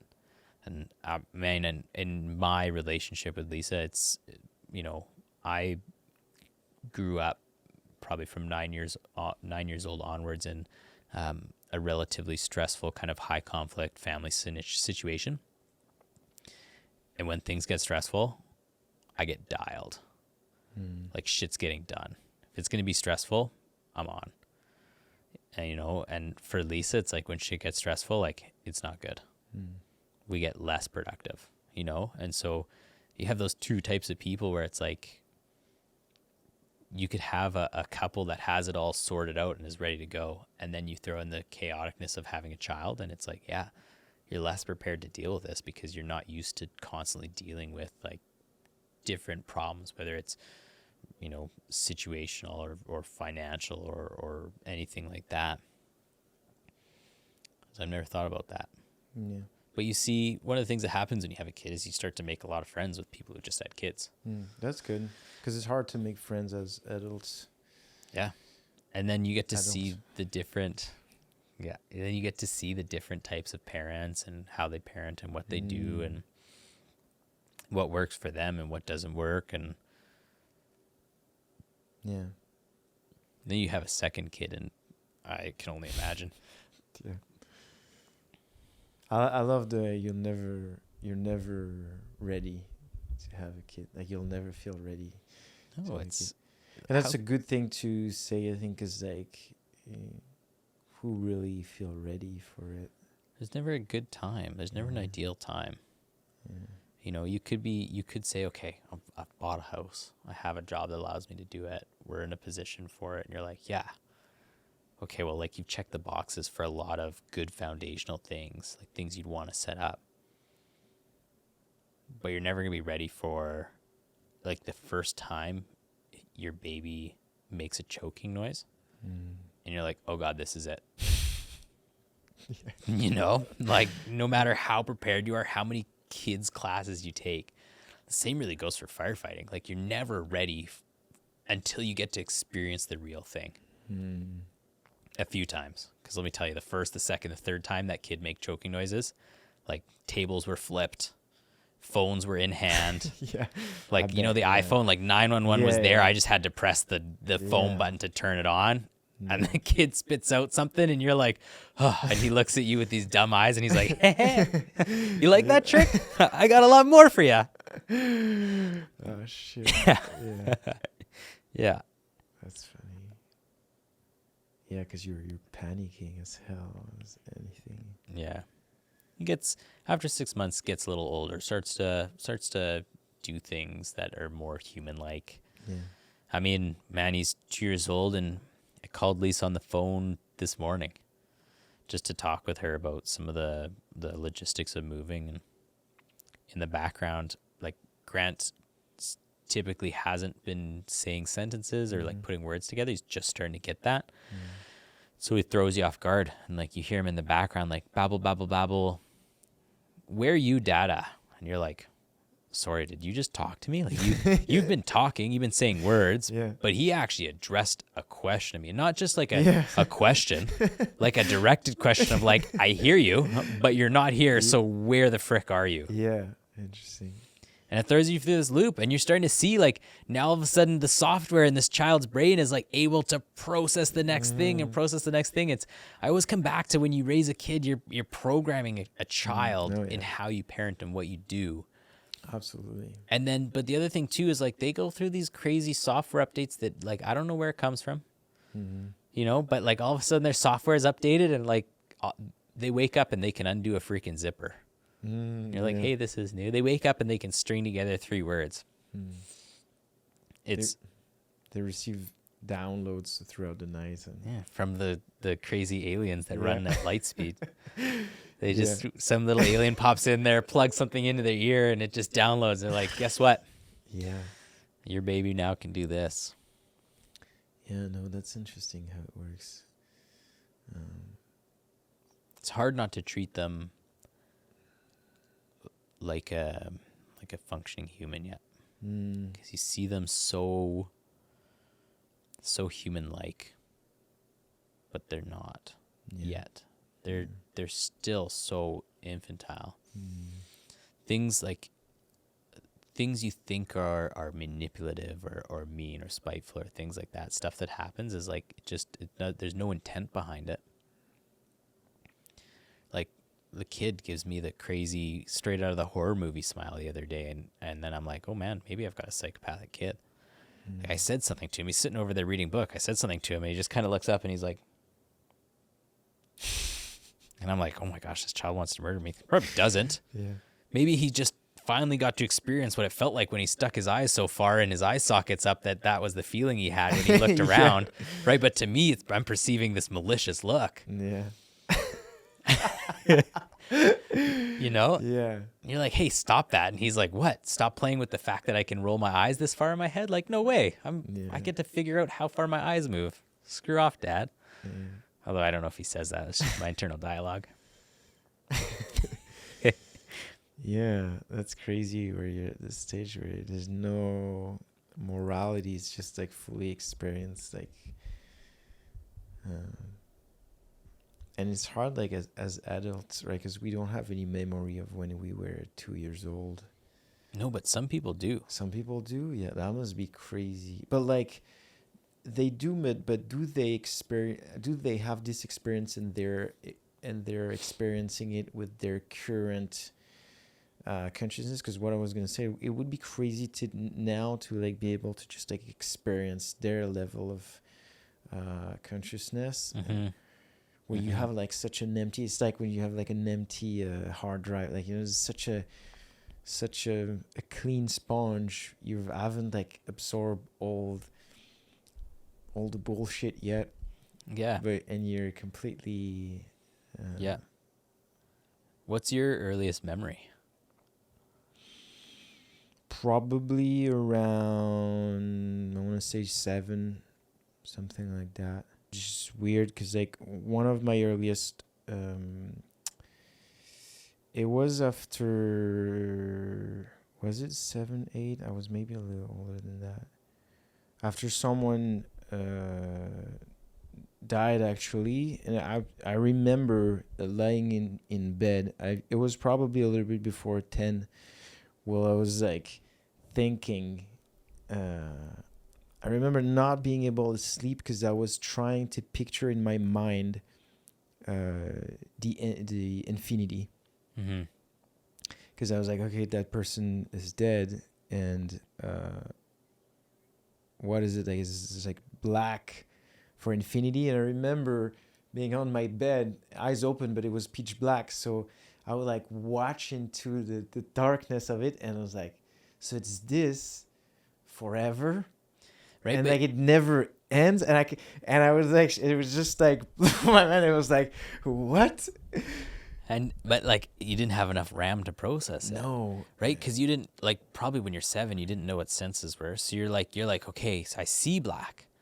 But you're probably like, now you know, you're like, well, I probably wouldn't be able to hear either. I probably wouldn't be able to feel either. I probably wouldn't have cognition either. But when you're 7, all you, like, most of your processing, you're like, I can see things. So I'm just going to see black. That's so you do, when you think about that and you're 7 years old, you're remembering it now, how your cognition was back then, which was you were thinking, I could be grossly mistaken, but you're thinking about what you felt about infinity back then, which was it's just going to be seeing black forever. yeah, Not taking into account, you could probably hear a little bit of your, like, the clothes rattling or the, you know, the sheets rubbing as you breathe and stuff like that. yeah. It's crazy. It is, yeah. It's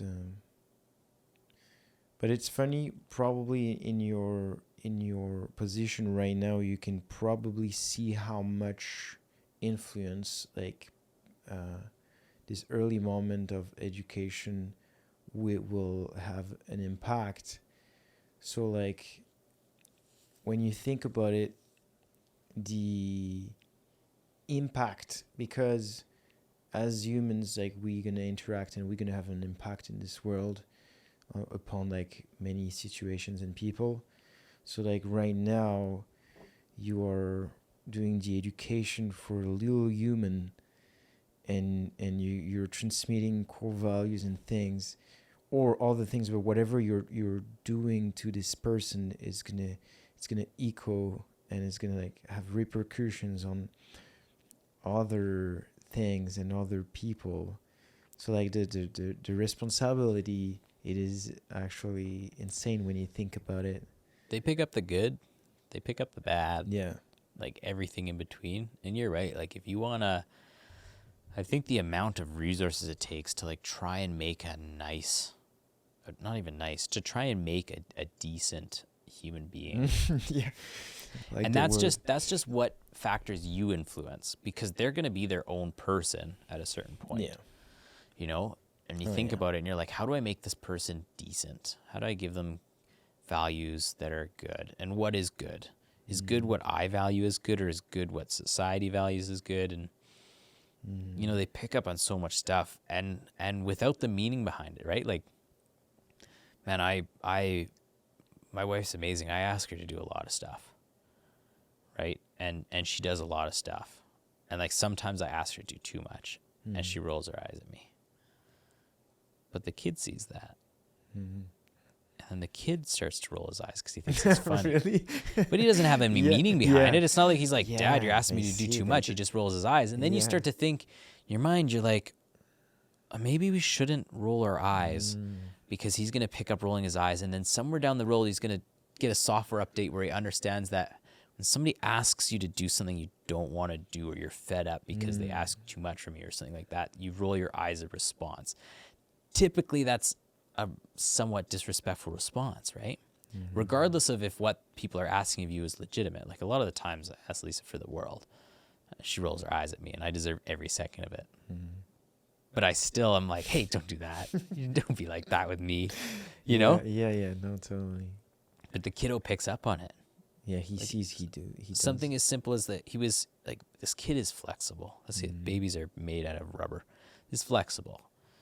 I'm sure he doesn't have an aching bone in his body at this moment. And he goes to sit down, and he sits down today, and he goes, ugh. I'm like, where did you pick that up? And then like 45 minutes later, I go to sit down on the couch, and I go, and I'm like, that's where it came from, you know? That's where it came from. So Yeah, fuck. programming a little human being is you can think far too hard about it, like anything. You can, and I think you kind of have to just go for like what's going to be a net positive on it. Because if you try too hard, you could really mess that up. One of the books I read before having Grant, which is my son's name, was Mindset by Carol Dweck. I'm pretty sure that's it. Sounds right in my head, could not be right, but and it just talks about a whole bunch of stuff, and like I thought about it, and if you read the book and if you think about it, like a lot of the principles are really good, and it's like, don't praise a child for the grades that they get. Praise the child for the effort that they put into getting those grades. You know, it's probably not exactly what she said, but that's what I would have taken out of it anyways, which is like, when Grant does something and we clap and we say like, good job, we're really rewarding like what he does. But if I see him trying, like if he comes over and he says, I want to help, and he grabs a spoon and he spills coffee, like the coffee I made earlier today, he spilled the ground beans all over the counter.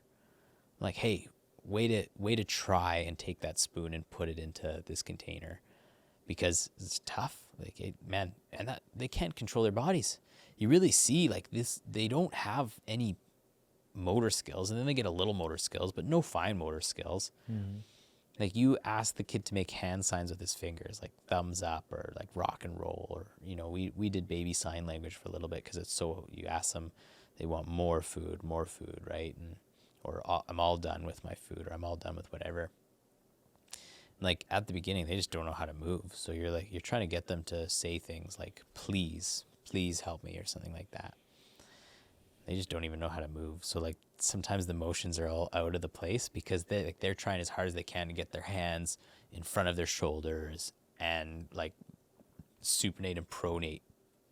Like, they don't have the ability to control that. Like, they don't have the controller for that yet. So they get out in front and they're like, you're like, yep, that's all done for this kid, because that's just how he knows how to move his body. Kids are incredible. I feel like we talk about a lot of the good things. There's a lot of times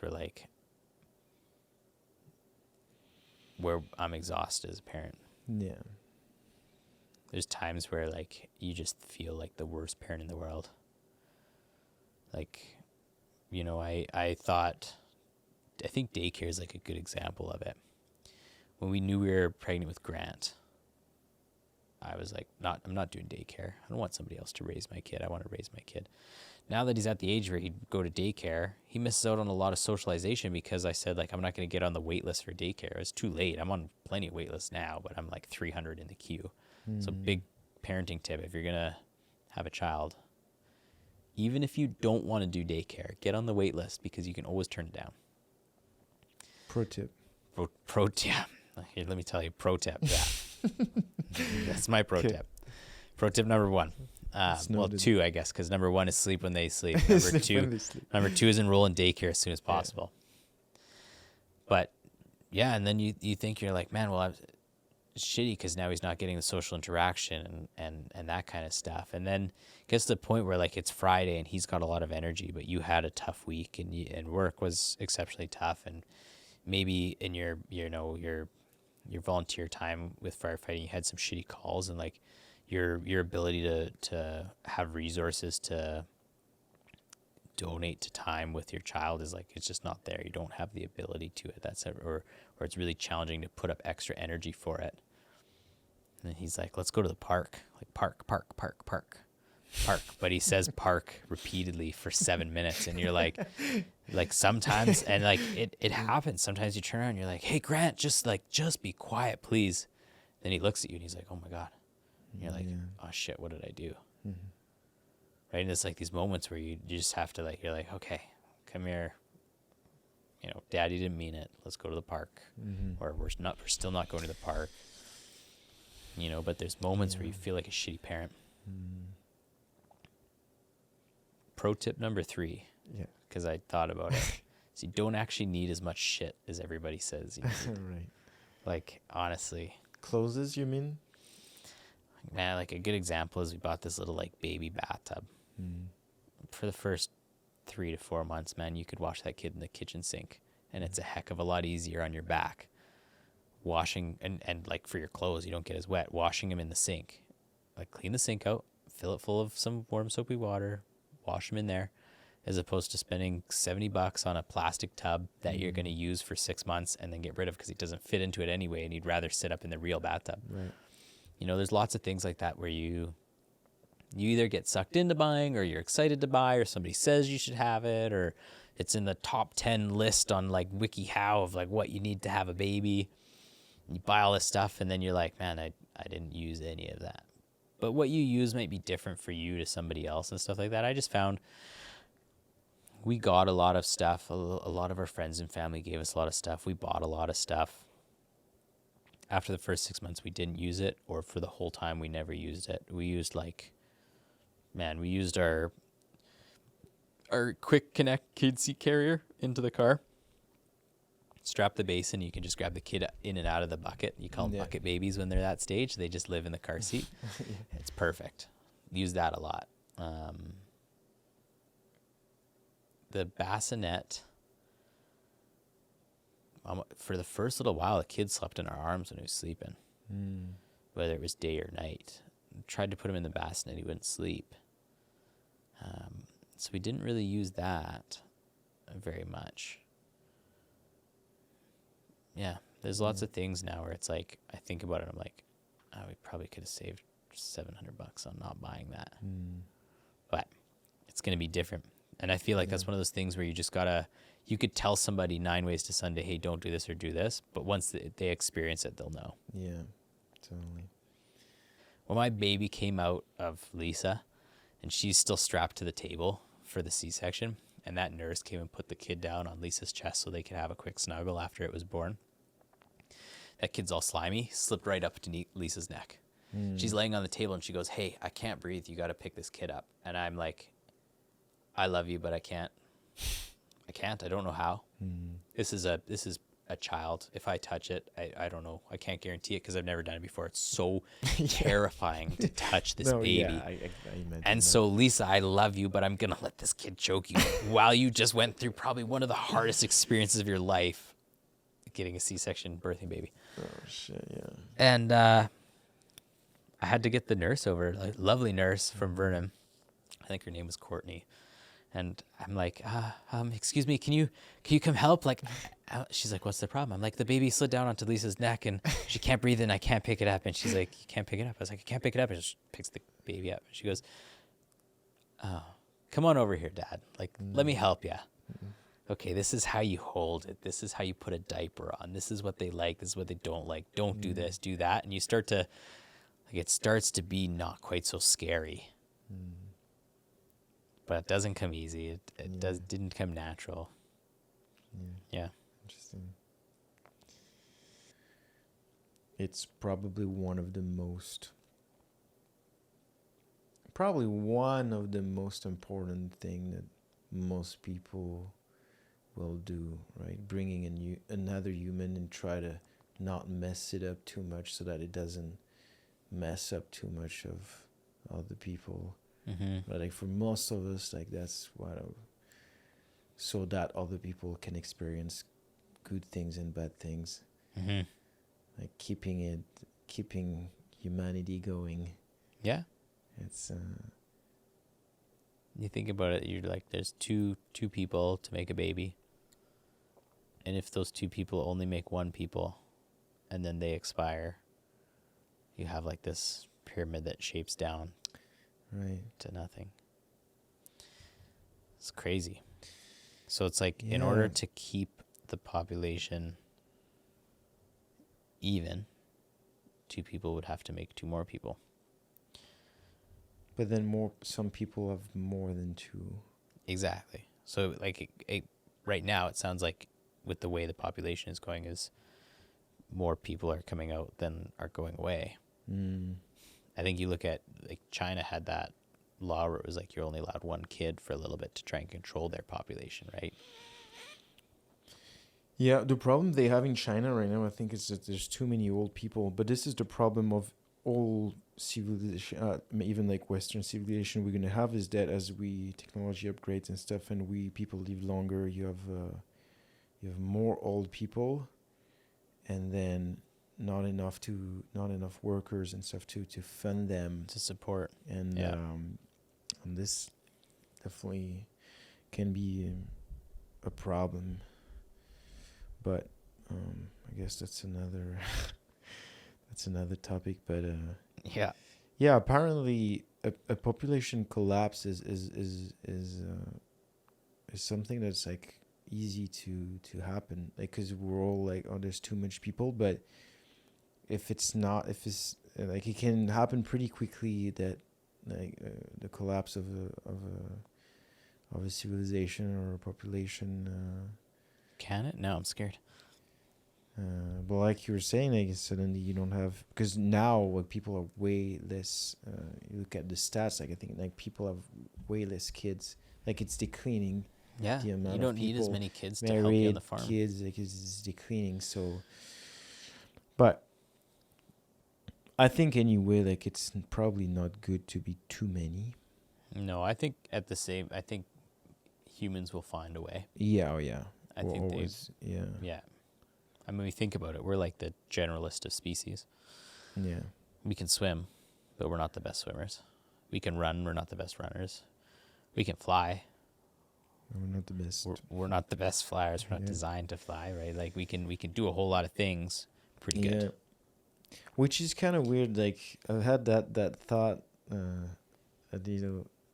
back. Which it's so weird the way humans are on this planet. Like you have millions of species of living things, and yet there's only one that has like an elevated consciousness, and that has kind of like the choice of I'll do this or I'll do that. That is out of a programming. Out of all animals are on a simple program Outside of just the drive to live and reproduce. Yeah, right? But we can make all the choice. We're the only species that needs like fucking clothes.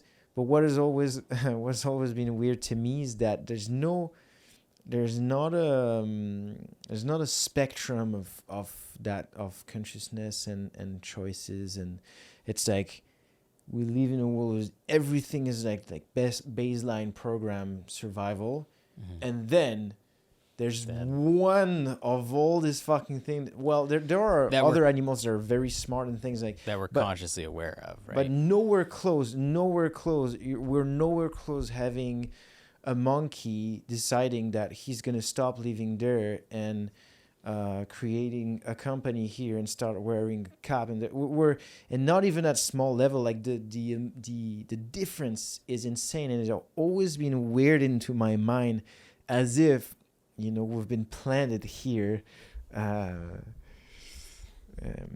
It's always been weird. Like I've never there's spectrum out of everything, but just this is the kind of thing like. We're some tiny little ant farm for an alien race.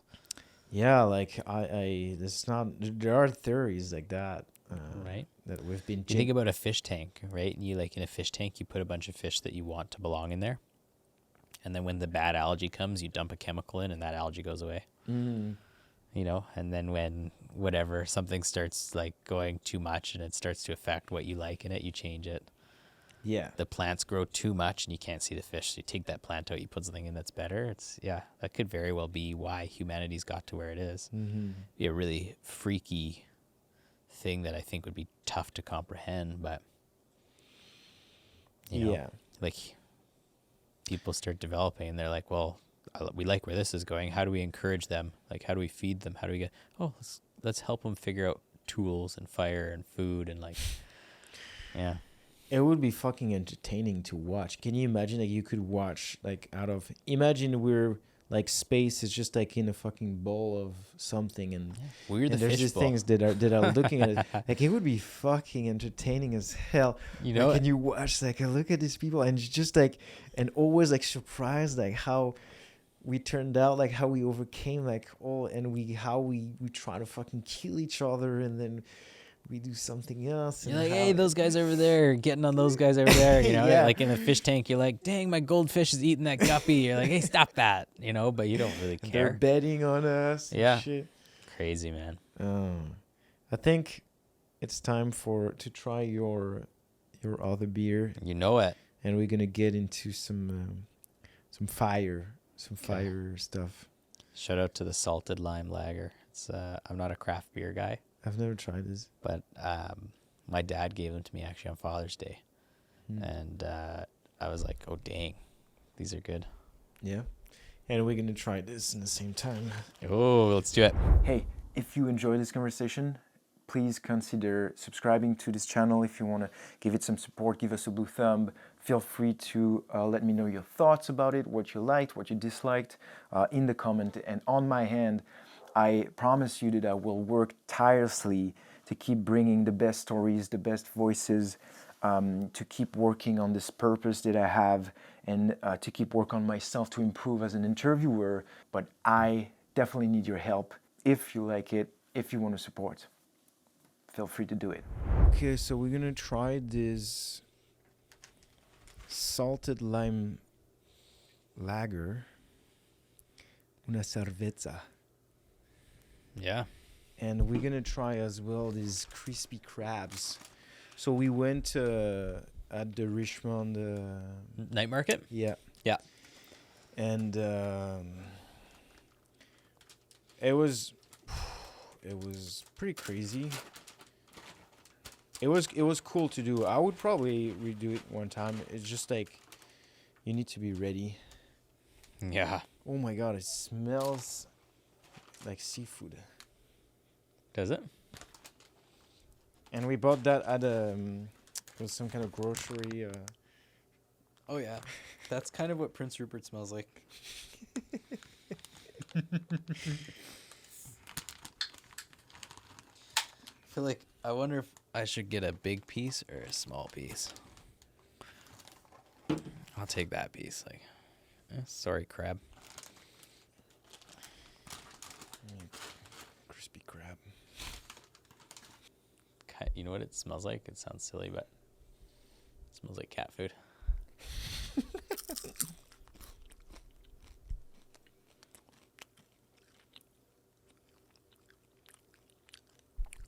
Salty.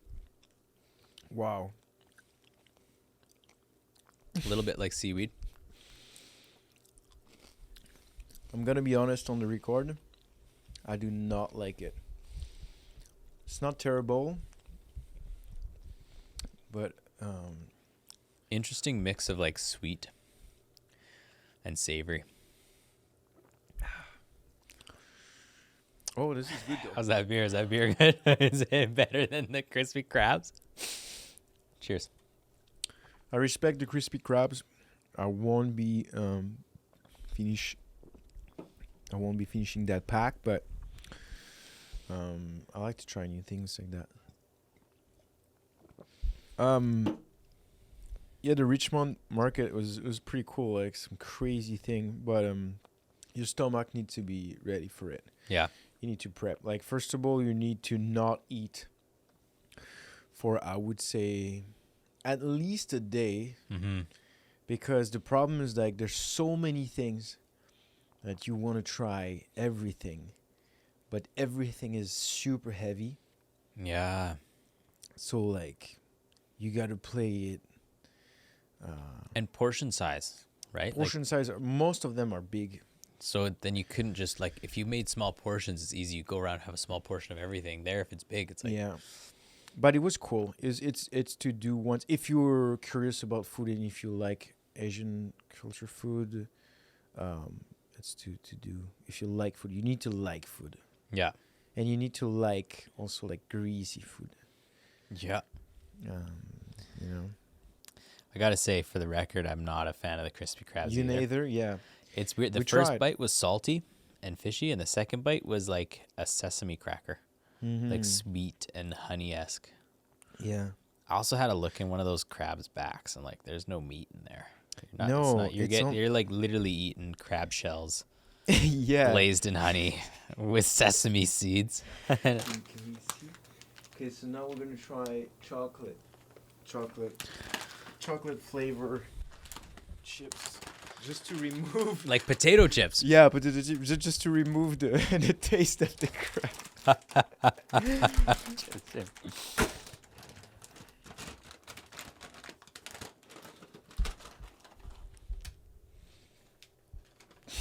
Ooh, they're like, if you've ever left a bag of chips open for far too long and they get kind of like squishy, that's kind of how these feel.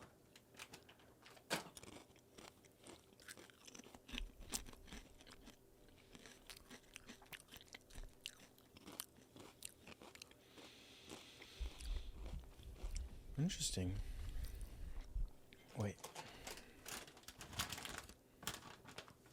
It's that weird, like the taste of Lay's regular potato chips, but there's a light dusting of cocoa on top. Yeah. Anyway, I'm not against them. no, this goes a little better than the crabs. I kind of like the beer best of all, to be honest with you. Yeah, the beer is really good. So these wildfires, that was wild, eh? Man, So just to recall, you were on the ones there were, because at the same time of the West Kelowna ones, there was one in what's the Adams Lake yeah up in the Shuswap. yeah Yeah. that was where you were. Yeah. So like, man, wildfire is such a broad term. I'm a paid on call firefighter with the city of Lake Country, and it used to be the district of Lake Country. And we live in an area that's definitely affected by wildfires. So they do a good job of training us to respond to those. And part of what we do is we can help out the BC Wildfire Services as contract trucks to come out and help with structural defense and things like that. And I say a lot of these terms are going to be like, I say it, you might not know what they mean, but I'll try and be broad and explain where possible. Structural defense is if you had a forest fire encroaching on homes or homes in a forest that was on fire, like, you wouldn't necessarily have BC Wildfire Services people there spraying water on the home or around the home to put out the fire per se. Generally, you try and get in a fire truck and a crew of people who take care of that. So like BC Wildfire Services firefighters, one, are animals. They're just like genetically different. I've never seen people work so hard for so long in shittier conditions. They'll go out and they'll chop trees down, and then they'll shovel and pickaxe into the ground using like a Pulaski to dig up 2 feet into the dirt to make sure there's no organic matter so that the fire can't burn through that patch of dirt. Is there the guy that jumps in parachute on Those guys, locations, or those guys will go for like more remote fires or to get different information from fires that I'd say are harder to get information on or something like that. The wildfire guys, they'll roll in usually pickup trucks that have boxes on the back with their tools, their chainsaws, their Pulaskis. A Pulaski is like it's got an axe on one side and then it's got the flat part of a pickaxe on the other side. And those guys will use water to put some of the fire and stuff out, but for the most part, any structural defense that happens is usually contracted out to different fire department crews who have the apparatus for it, so the trucks for it, the crews who are ready and willing to prevent the fires from impinging on houses. And so that's where I fall along in the BC Wildfire Services side of things. I'm actually an engine boss, which means I have the opportunity to sit in what we would call the officer seat, or in a typical car, you have the driver and then the passenger. The officer sits in the passenger seat. The driver focuses on driving, and they typically operate the pump panel in the truck and stuff like that. And the crew sits in the back. So they're kind of like the team lead. They call the shots. They communicate with the uppers. They can take the leader's intent and decide what to do with it. And so that's kind of where I sat this year for the wildfire side of things. And so quite a bit earlier in the year, there was a big area of Fort St. John that was on fire. I believe that was called the Adams Lake Complex. And I got to drive up and spend a day with a tender company up there. But we didn't really get too much because that was already 15 days into what we'd call a deployment. We were switching a crew out. We showed up, and then it rained from the heavens down and put a lot of the fire out, and everybody's super thankful, and we went home. But then later in the year, so the Adams Lake? No, Adams Lake would have been the one that happened in the Shuswap. I think so. Yeah, Adams Lake's the one I think that happened in the Shuswap. Big fire was affecting the regional district of the central Shuswap, I think, and we got requested to go up in a water tender. I call it a tender, but a water tender, which basically means it's a truck that carries a certain amount of water, generally more water than most of the fire engines take. So our job is usually to deliver water to engines, or we have small pumps and stuff on that. We can still put out fires and things like that. But for the most part, it's about supplying waters in these areas, because a lot of these areas are fairly remote. I mean, when you think about it, you've got two different types of fires, really. You've got interface and intermix fires, where the boundaries of where the houses are in the, or close to the fire and stuff like that. So some of these places don't have hydrants readily available. They have rivers or lakes, or some static source of water that you need to get water from and then take it to the trucks that are actually in the affected areas. So that's what we were doing up there. We did that for a couple days. We showed up and they said, yeah, we're expecting a big weather event, because weather really affects the fires. We expect it to happen on this day. We're going to try and do our best to prepare. We're going to basically get sea cans with open tops and fill them full of water, put them at certain places. We're going to do sprinkler protection, which is a whole nother division of wildland firefighting, where you run water lines all around a community and go onto the roofs and peg in sprinklers that spray water around the house. And we were delivering water for that. We were setting that up in anticipation of this big wind event. When you're up on deployment, you traditionally stay in a camp, which is usually some big field that's fairly protected from the fires. And we were up in a camp, and we had just got back. You typically work 12, if not more, hour days. We just got back, and it's kind of like a mix between people who rush to either shower or people who rush to eat their food. In this individual night, we were having some maintenance problems with our truck, so we did neither. We actually ended up, it was crazy, jacking this truck up, taking the axle seal out and replacing it and putting it back.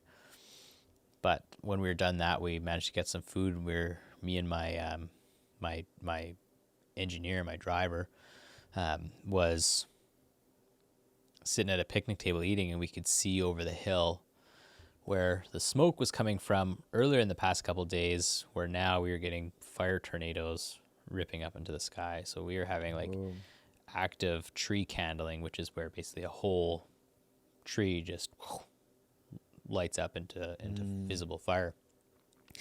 So we could tell things were big, and at that time, we got a notification on our phone that a fire had started in West Kelowna, and it was pretty severe, and they were monitoring it. And so we went on to the next day, and we did more of this fire prepping. And meanwhile, a big fire got what they would call a backburn, which is an attempt to, when the wind conditions, when the weather conditions, when the topography and the geography allow it, a backburn is lit so that you can take the fire. You basically start it close to these houses and hope that nature pushes it towards what's actively burning, so you can get rid of any of the fuel that would bring it in towards these houses. And so one of those was lit. We were working pretty close to it, aware of it.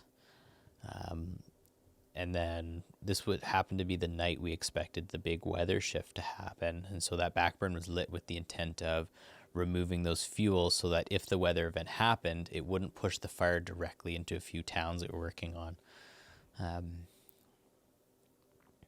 We got back to camp again fairly late that night, did the whole routine, shower, grab camp food.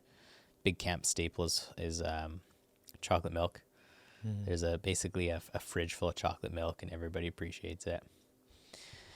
And my buddy goes, "Hey, that West Kelowna fire is getting pretty intense." And I was like, "Oh," and we read the Castnet story, and we're like, "Shit, West Kelowna's not too far off from kind of Lake Country Kelowna in that area. Definitely not far enough away to not be concerned about a wildfire, especially given the conditions, which is dry, hot, and windy at the time." And we woke up the next morning, and we went down to our incident briefing after we had breakfast. And the briefing is where you have somebody from the incident management team who comes out, and they usually cover things like weather conditions, special points of interest, leader's intent, which is the commander basically says, "I want you guys to do something along the lines of this," and you find ways to do that without micromanaging you. So basically it says, "This is what we want to accomplish, do it however you have to." And one of the big debates for that day was if there was going to be evacuations, because evacuations happen they kind of go two ways. They usually start with an alert, which is like, hey, we think something's going to happen here, so pack your bags, get your special documents, get them to the door, anything that's valuable, load it up, and start fire smarting your property. And then, and that's if you're lucky. That's if it happens in enough time that you get that notice. Then you get an evacuation order, which is like, hey, you need to leave because this is coming. And if you're still around when it hits, we can't assume any responsibility for you. We can't be in there to help you. We can't be in there to save you. It's not like a regular structure fire where you risk a lot to save a lot. It's like, this is going to be a mass scale incident. We're not going to be there to support you. You guys need to find your own way out, which sometimes leads to death and critical injury. So we were waiting that morning to hear if the area we were working in was going to be put on order. They were on alert, but if they were going to be put on order. And it was kind of a little bit of a sphincter tightening meeting, in that the tone for the day was really like, hey, based on the weather event, like, and where the fire is at, we know shit's going to hit the fan. We don't know when it's going to hit the fan, but it will. And when it does, we'll pull you back into safety, and then we'll put you back in after the fact, because that's one of the tactics, is basically you let the fire come through. The intensity rolls through fairly quickly, and then you get to go back and try and save whatever might still be burning but viable. And so I said, we'll pull you out when we need to, and we'll put you back in as soon as we can. But get ready to do some hard work. Get ready to be in these situations. Keep your situational awareness up so that you can be safe where you're operating. And then something I've never seen happen before, the commander gets a phone call. And he kind of steps back, and everybody kind of looks around, because generally the commanders don't, when you're in a meeting, you're in a meeting. And he steps back and he says, Lake Country, where are you? And like, those high school movies where like the seas part and there's just the person who's in trouble standing there.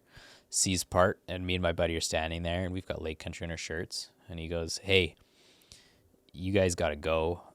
Your town's on fire. Wow. And me and my buddy, and we're like, kind of expected it to happen based on what we'd heard from the night before and the updates we were getting from the rest of our teammates back here in Lake Country, is that the fire was so bad in West Kelowna, it jumped the lake, which means it had spotted kilometers ahead of where the fire front was.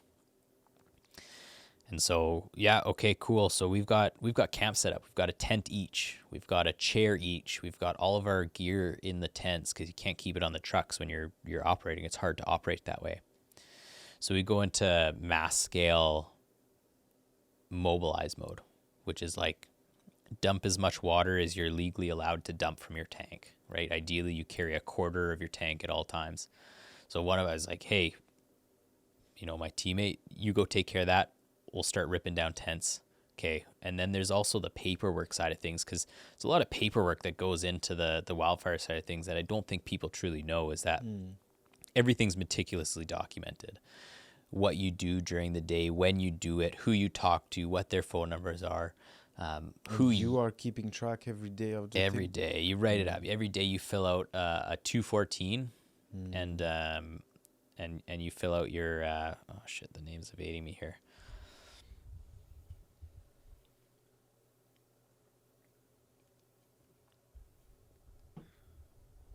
It's a logbook that I should really remember the name of, but you fill out a 214 and a logbook that says what hours you were on the fire, what apparatus you had, what personnel, who signs it off, managers and stuff like that. Because so you can get paid, your department gets paid. There's a certain amount of legality when it comes to what you do and how you do it, when you do it, why you do it. Lots of responsibility when you're the team lead and the engine boss on what you do. You have the power to do a lot, but you bear the brunt of what you do when you do it. And so there's a bunch of paperwork when it comes to checking out. Anybody familiar with like the ICS system, which is the incident command system, knows that when you have a large scale incident, like the branches that come down look like a waterfall, and you're one speck in that branch, and the people at the top need to know where you are, what you're doing, safety wise, logistics wise, planning wise, finance wise, like everything. So one guy packs up stuff, one guy does the paperwork, you just come back, they switch, one guy gets the truck ready. And when I say that's the fastest we've ever packed up, I mean, when somebody tells you your town's on fire and like your brothers and your sisters, you know, are going to be in the shit, you haul ass. And we hauled ass. We packed up, we checked out of camp, and we hit the road. And I've driven in a few fire trucks. I've been in the officer's seat and the crew seat quite a few times. And there's some calls where you're really dreading what you go to. But nothing is like driving back to your town when you know that there's a natural disaster heading towards it. Mm-hmm. Yeah. And you've been trained and you signed on to try and take care of that. You know, it's not just any town, it's your town. And your wife lives there, and your kid lives there, and your buddy's wife and kid live there, and your parents live there, and you know. So we tailed it down from the Adams Lake area down there pretty quick. And as you get closer, your truck radio picks up more and more. So you start to get into the frequencies where you can hear your friends on the radio talking about updating conditions, plans of attack. And you get into the point where you can talk to and hear what your chiefs are saying on the radio. And meanwhile, we didn't just have, like, the thing about fire departments is they all help each other out. So if there's a big fire in West Kelowna, Lake Country's sending resources there to help out. And in this case, I think we dedicated a command vehicle with one of our chiefs, Type 1 engine with a crew of 4. We dedicated our marine rescue boat to evacuate people from the waterfront in West Kelowna. I think we sent a bush truck with a crew of 3. So we, like, if you think about it, we tied up a ton of assets in trying to help out West Kelowna. And then when it hit us, we had to call those assets back. And we were one of the assets up in Adams Lake helping. And so everybody's trying to get back. So you're hearing communications of these people who are trying to drive through Kelowna in traffic. And something we typically don't do is roll code 3 through other people's jurisdictions.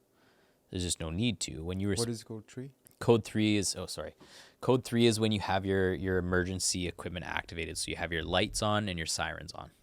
So it's part of the reason why people have to get out of the way for you when you're coming through. So lights on, sirens on is code 3. So typically you don't run code 3 in another person's area. And in this case, trucks were coming back from West Kelowna. They're rolling through Kelowna. You know how Kelowna traffic can be. And giving an update to the chief, I hear one of my best buddies on the fire department, a guy I went through recruit training with, you know, he radios in the chief and says, "Hey, we're here. Just letting you know our ETA is 45 minutes out." And the chief goes, "Hey, light it up. I need you here now." Which is like, to have I like start to get a little bit of the shivers to think about it, but to have the chief basically say, like, whatever you got to do, we need you now. That, like, your spidey senses tingle as a sports guy. You start to get ready for game mode, right? You switch from, hey, this is like this sensing, your senses are aroused and you're ready to go, to like you're locked in and ready to go. Right. So so you arrive close to the fire, like, what is the first thing? So we're in Oyama, which is kind of that little spit of land between Kalamalka Lake and Woods Lake. And we've got a certain amount of logistics we still have to handle. Our fire truck is loaded down with all of our travel equipment. So we got to make it back to the hall to ditch that, and we got to fill up with water. And so we're now knocked it up to code 3. We're running lights and sirens, getting everybody out of the way. We make it to the main fire hall in Lake Country, Station 71, and it's a sight to see. This fire hall has 8 bay doors and usually 8 pieces of fire apparatus in it. A rescue truck, a Type 1 engine, a ladder truck, a Bush Type 1 engine, a 4x4 pumper. It's got a bush truck. It's got a water tender. It's got a marine rescue boat. These bays are filled. It's like a garage. It looks filled. We show up, and the parking lot is full of cars, which means people are there, usually in trucks. And we pop one of the bay doors, and the whole fire hall is empty. There's not a single truck in it. So we throw our gears right in the bay. Like, normally the fire department is stuff comes in, it gets checked, it's ready to go again, it's very organized, you don't just dump stuff. And we understood at this point in time, we weren't in incident management stage, we were in crisis management stage. We chucked everything in. There was another crew member there, recruit. We picked him up, and we responded to staging, which was told at a certain location close to where the fire had spotted over. And when we got there, it's like a scene out of the movies. There's embers, smoke billowing over top of the road. All you can see are the lights. Command station there. We show up. I check in with command. That's part of the responsibilities of being an officer. See where the crew's needed. And of course, we're jittery, we're ready to go. And we get told to stand by. Command has to move locations because the fire conditions are too bad there.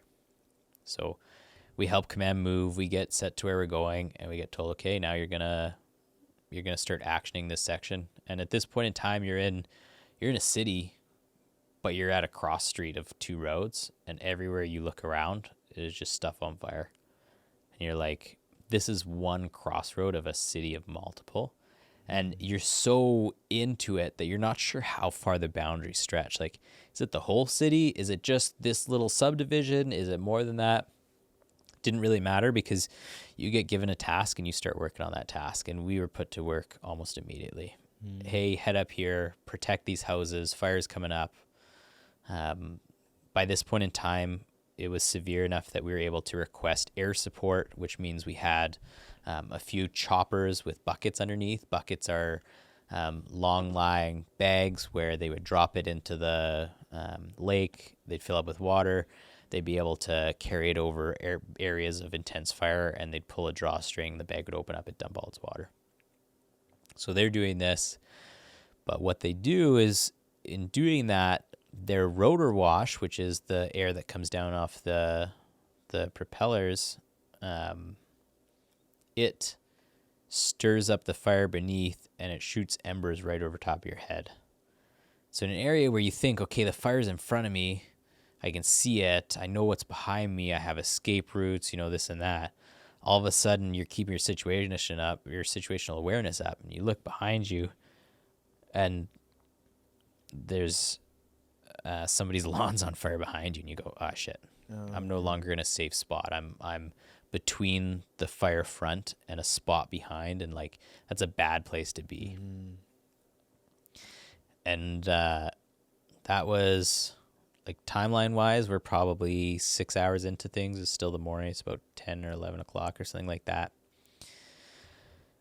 And like, from 11 until probably about 5 or 6, it all blurred together. It was just a big firefight.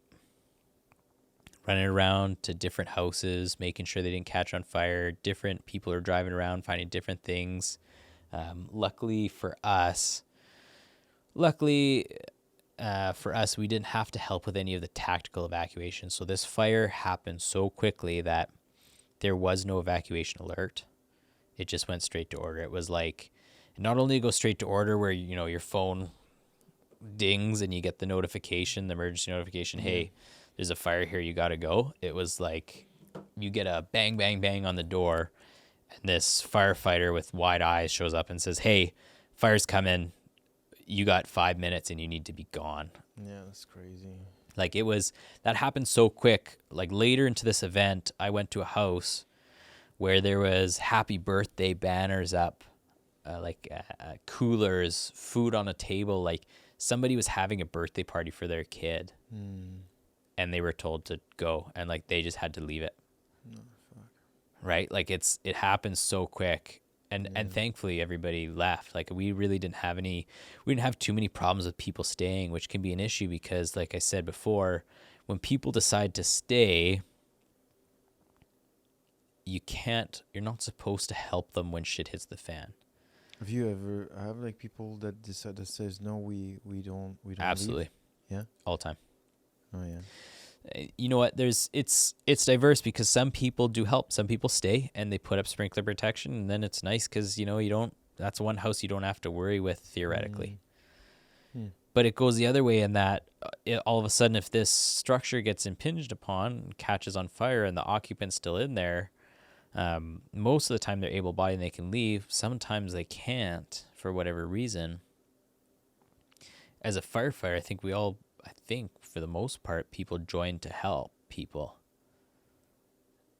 And your instructions are not to help these people that could be in a life-threatening situation because it put you in jeopardy. And if you get into a situation where you need help, then more people come to help you. You can't focus on stopping the fire or preventing the fire, helping anything else. Everything has to stop to try and help that, right? It's frustrating. I think the tough part about it is that there's a lot of taboo around it too. So people who stay, I mean, it's your choice as long as you don't have children. If you have children, we'll just call the RCMP and they'll come and take your kids away. You're not allowed to put a kid in that situation where there's an evacuation order and you make your kids stay behind in an unsafe area. So the RCMP will come and they'll just take your kids away. Usually the families decide to leave as a group. But if you're above 19 and it's your primary residence, you can say, hey, I'm not going. right. As long as you stay on your primary residence, your property. And people do. So, like I said, some people help, some people don't. But it's their choice, right? There's a few ways you look at it, and I really got to experience this firsthand from a lot of guys who knew quite a bit. Because I asked them, I said, what do you do with people who are staying? Right? Some people would you'd roll up their driveway to make sure they're gone. You'd check the property over, and somebody's sitting in the kitchen having a glass of wine. They'd shut the lights off and run and hide in the pantry. I mean, there's a glass of wine and an iPhone sitting out on the table. You know they're home. You just saw them. Yeah. But you knock on the door, they won't answer. So you want to have a conversation with them and let them know, like, hey, it's your right to stay. You can stay if you want. Don't leave your property, because if you leave your property, you get kicked out when it's an evacuation order. But know that if you're here, like, my recommendation to you is your car's pointed nose down the driveway with a full tank of gas and everything you need in it to leave. Because if that thing rolls over this way, it's dangerous and you're going to want to be out quick. Like, that's the nice way to put it. Like, that's when you go all parent on them. You're concerned about their safety. There's some guys who can be a bit of a dick. And they'll give you, like, the dental record story, which is, like, you roll up to the door, you actually speak to the people, and you say, cool, you're staying? Yeah, okay, I'm staying. Do you have a copy of your dental records? No. Why do I need a copy of the dental records? Oh, so we can identify your bodies once the fires come through. Right? It's brutal. Like, it's brutal, you know? But Yeah. I think it just comes from a time of frustration where you're trying your hardest to do your job, and the easiest way to do your job. And I mean, like, when these communities are empty, you're still driving a fire truck down the road and you're moving urgently. And if it's an area where you're not expecting people to be, and all of a sudden some car backs out in front of you, you risk their safety, you risk your safety, you risk the effectiveness of your tactics. Yeah. But that's from a firefighter's perspective. I don't necessarily get to see it from a homeowner's perspective or somebody who wants to stay at home. And it's not that I don't want to see it. I think I respect their choices. I think it just makes life a little more difficult for us to do our job. No, yeah, that makes sense. I guess the thing is, if anyway, because maybe people think they can save their home or something, because, like, if anyway there are big risks, or let's say there are decent risks, whether you stay or not, is it going to make a difference? Or do you feel like you can save your home if you stay in? Because if there's, like, let's say there's pretty good chance there's a fire comes there, is it really a problem that you take your stuff and you leave and you wait somewhere else? because if you stay, you're betting on maybe it's not going to touch. Like the risk seems like pretty. It depends, I guess, how close is the thing and how big is the risk. But if you decide, the people that decide to stay when there's like an evacuation order, I'm wondering what goes into your mind. Like, do you feel like you can save your your house? Or it's hard to picture, I guess. I mean, I've never been in that situation, so I can't really know. But I mean, from your perspective, it totally makes sense. And I mean, I guess all of this is my perspective. Like none of this is the thoughts and or opinions of the Lake Country Fire Department or, or the BC Wildfire Service. This is all just as somebody who's been a paid on call member of a fire department, who joined to help out the community. And my answer to that is, it's not doom and gloom. If the fire is coming, and it's coming with an intensity that's dangerous, and incident command has deemed it's dangerous and there needs to be evacuation at order, there's very little you can do to stop it from burning down if it really wants to burn down. The intensity of these fires and how fast they move and what they catch onto is tough. The best thing you can do to protect you and your home from fire is to fire smart it. And there's courses, there's people, there's guidelines, there's even grants that people can get, like in Lake Country, where if you fire smart your property, I think the province pays you something like $500 to do it. Which is, like, in my opinion, fire smarting your property just means taking care of your property. But so what does it mean, fire smart your property? So what would you have to do? Fire smarting gives you zones around your house. So the immediate zone, I think, is 1 meter between like the border of your house and out from that. And that's basically, we don't want any combustibles in this 1 meter zone. So like no grass, no shrubs, no wood furniture, like no doormats, no nothing, right? Like don't have any of that within 1 meter of your immediate property. Only 1 meter? That sounds that. Well, that's just zone 1. Oh yeah. Right. Okay. There's a ton of zones. Okay. You get to zone 2, which is up to, I think, 10 meters, and that's like don't have any trees with long limbs or any light fuels. Like if you have leaves or deadfall, like get rid of it. Pine needles, things like that. Trees that have limbs that reach towards the house, get rid of it. It's basically what it's doing is trying to create a protective bubble around the house. So the further away you get from the house, the more kind of natural material or natural fuels you can have.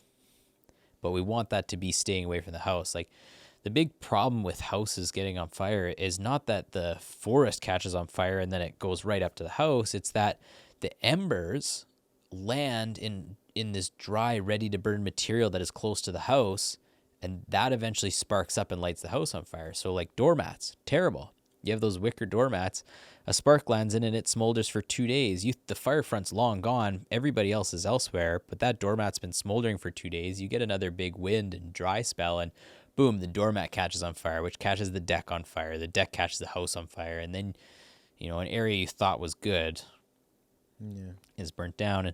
And you know what? There's procedures in place to try and mitigate that. We do a lot of patrolling after a wildfire happens to make sure that doesn't happen after the fact. But it's your number one thing you can do to protect your property is to fire smart it. And then I'd say number 2, invest in a sprinkler system. And the reason you do that is because when the water sprinklers, all go over your roof and all over your grass and the area around your house, it raises the humidity up, which makes it harder for your, basically makes it harder for the fire to happen. You start to help some of the inputs that are ripe for fires happening. Were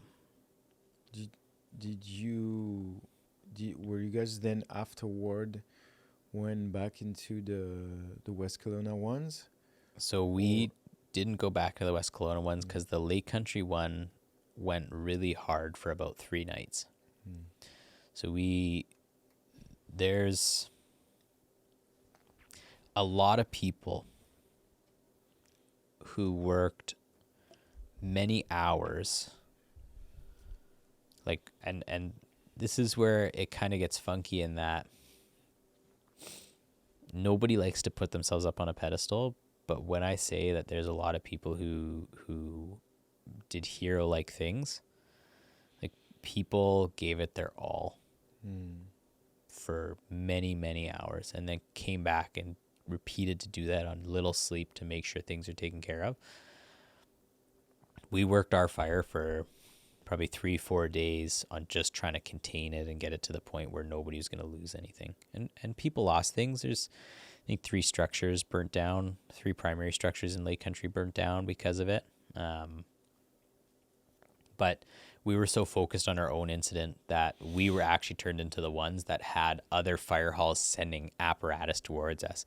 We had the township of Langley send apparatus up. We had Williams Lake came by. A Soyuz came to help out. City of Kelowna came to help out with some of their apparatus. And like, that's just how it goes. You help out other communities, and then when it's your turn, they help you out. Yeah. So Lake Country went for quite a long time. And there was a lot of hard decisions that had to be made about what to protect, and when it comes down to it, as somebody who's in that engine boss, sometimes you have to make tough decisions that might adversely affect some areas in order to strategically protect more or allow for more life safety initiatives, like keeping your firefighters or your team or your group, your task force safe. Yeah.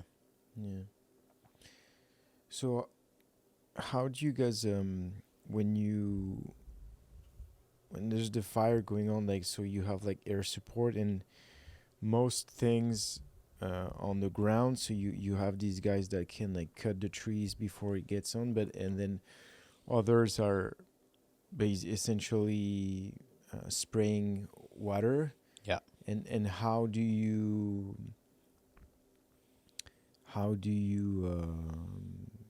and you're like kind of like sent into one position and you spray from there, and then another group is sent like somewhere else, like it's just monitored like that way?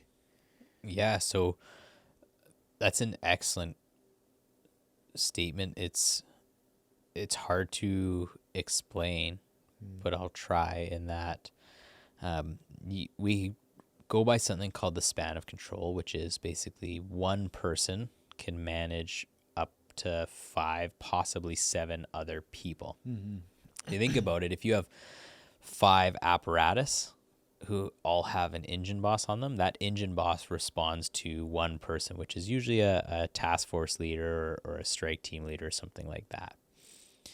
So by having the span of control, you allow that one person up top to manage 5, and then that task force leader probably is in a group of 5 that respond to somebody else. So you kind of have this chain of command where it's like each level knows what the level below is doing, reports it to the level above. At the same time, each level is trained to do different things, is skilled enough to know different things, and is really expected to be able to perform in different scenarios. So your lowest level, which would be under one engine boss, is your truck company, which has a driver, and then usually two crew members. And so the driver's responsibility is to effectively drive the vehicle and know how to provide water to the crew or get water from a certain circumstance, operate the truck pump.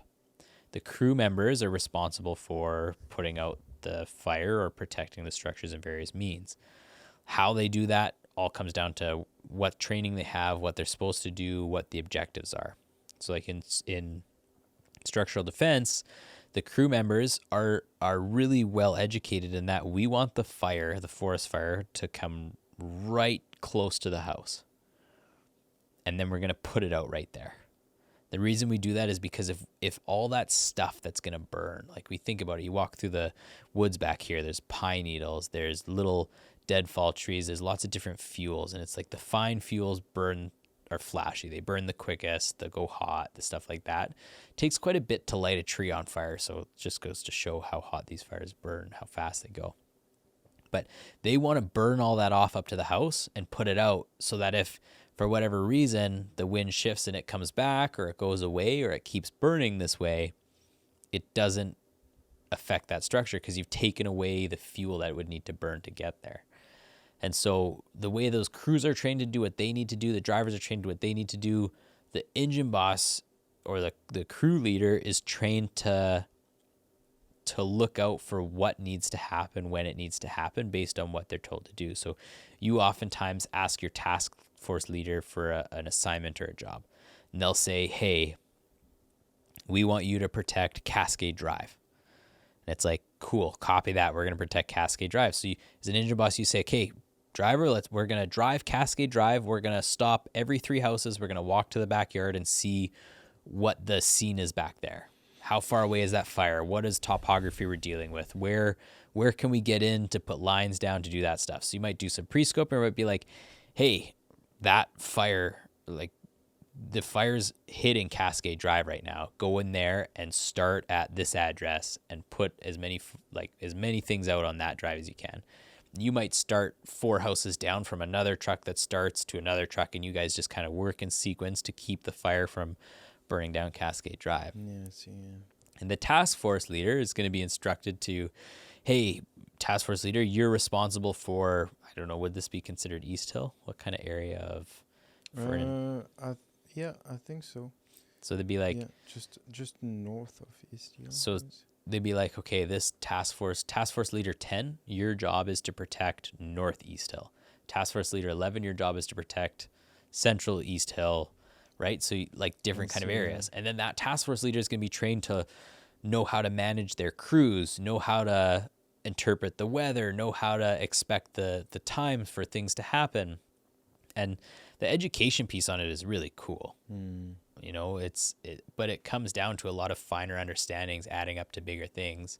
And then that goes above task force leaders to, you have different, you know, branch leaders that are going to manage different things. Like you could have a water supply group that makes sure that the water tenders bring all the water. You could have a strike team that takes care of all the fires. You could have, you know, oh man. Yeah. So it's, you know what, it's really dynamic and it's hard to control and it's chaotic, especially when you're in a crisis situation. And at the basis of it all, everybody's trying to think about safety. So you do your best to communicate where you are, what you're doing, why you're doing it, and you're always responsible for your own safety. So your head's on a swivel. You're making sure you got 2 ways out at all times. You're making sure you know of an area that's a TRA or a temporary refugee area, which means that you can go to it, and if the fire comes, you're not going to die immediately. Or a safety zone, which is like you could go to it and you could probably weather the fire front passing through without significant injury to you or your apparatus. They call that LACES. So it's like acronyms that fire department loves acronyms to remember certain things. And yeah. Yeah, it's a big organization, yeah. Oh man, you think about it, it's a monster, but I'm sure it's like anything, right? Like you say, how do you produce a podcast? And you're like, well, you got to do this. Seems like a lot, but when you get into it, it's really quite procedural and so forth. Yeah. So it makes sense. How is the what is crazy is that when you think about firefighters from the outside, is like you think about fighting fires, but most it's not like there's fires all the time.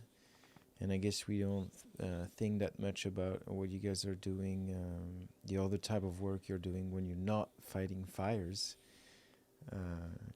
So what is like the regular when it's not crisis mode wildfire that is burning the entire Okanagan. Tell me a little bit about the daily, more regular, even though like there's other forms of crisis, right? But like all the things that you guys are doing. Yeah. So I guess there's 2 distinguishments that have to be made. The District of Lake Country is what we would call a composite fire department, which means that there's a few paid positions And then there's the remainder are POCs, or paid on calls. So we've got one chief, 2 deputy chiefs, 1 administrative reception clerk, 2 fire inspectors, and 2 maintenance guys who are paid to be at the fire hall Monday through Friday. They're also paid on call firefighters, so they have all the training the rest of us do, but they're at the fire hall to do other duties. So that's why it'd be considered composite, is that they're paid to be there and respond to daytime calls. That's, what is that, 7? That's 7 out of 70 members that Lake Country Fire Department has, which is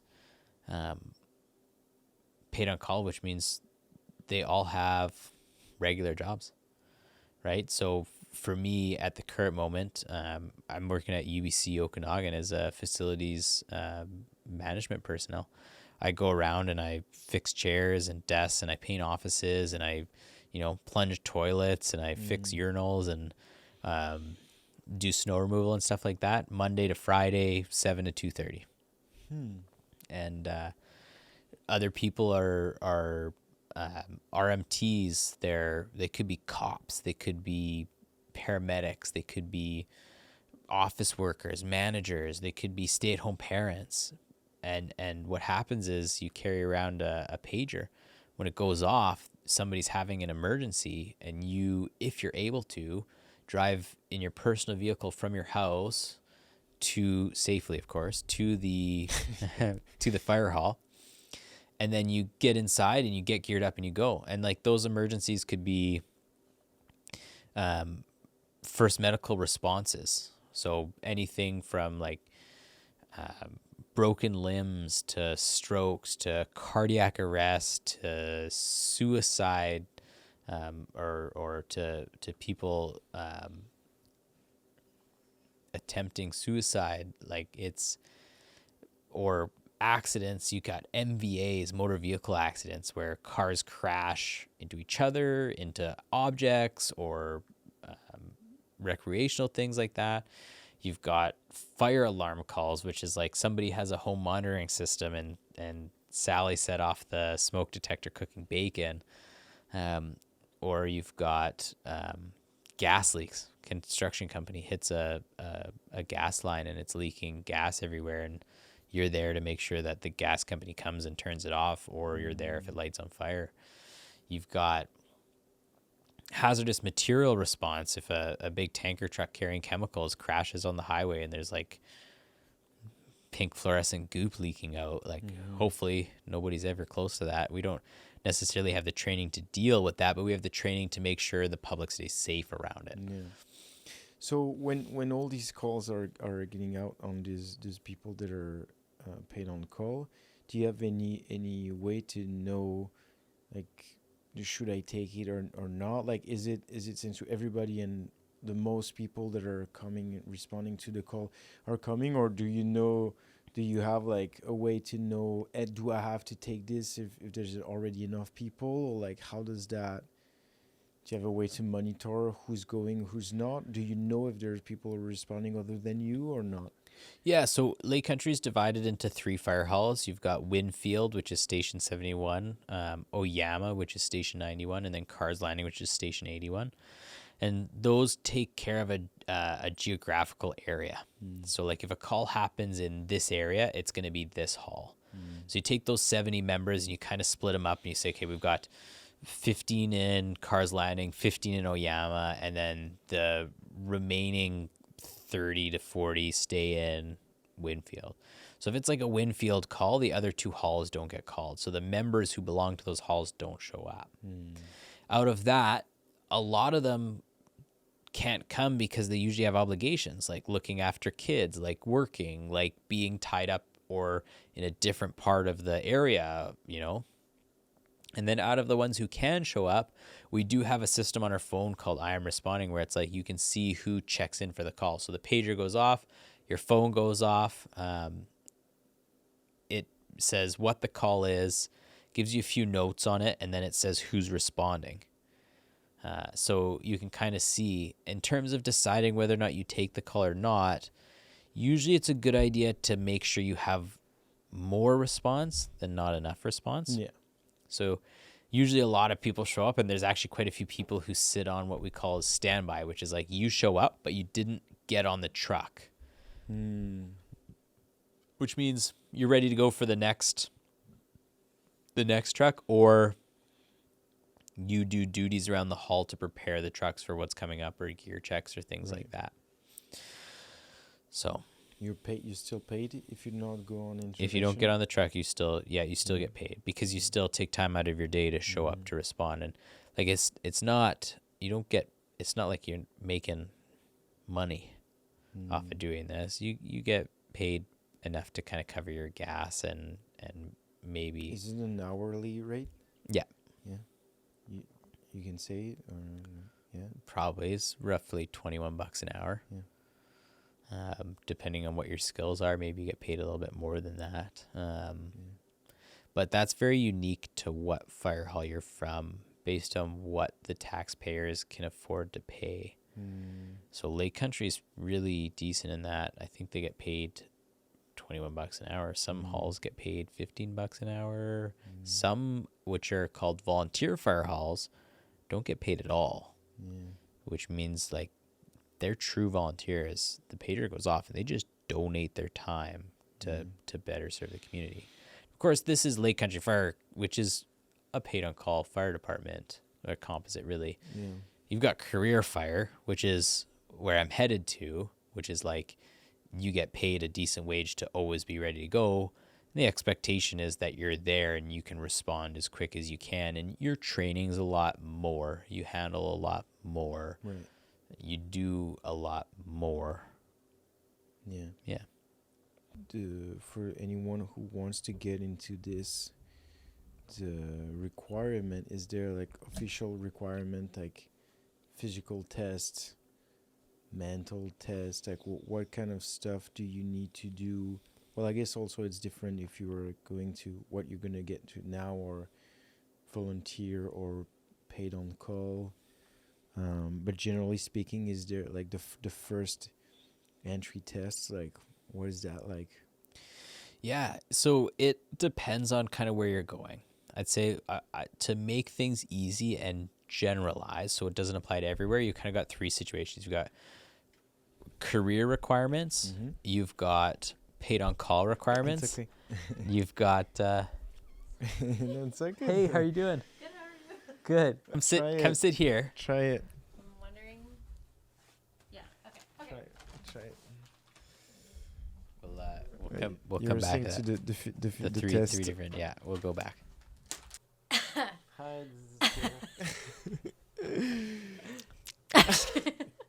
Okay. take the mic. Take the It is, yes, yeah. It's Gonna do crabby ASMR. Okay. Crispy crab. I feel like I have like the world's worst pasties right now too. smell. Something mold, is smell it? inside the.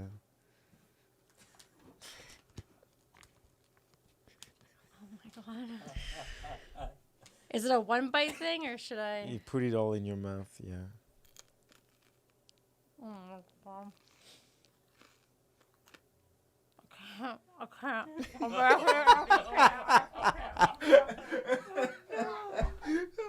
Holy shit.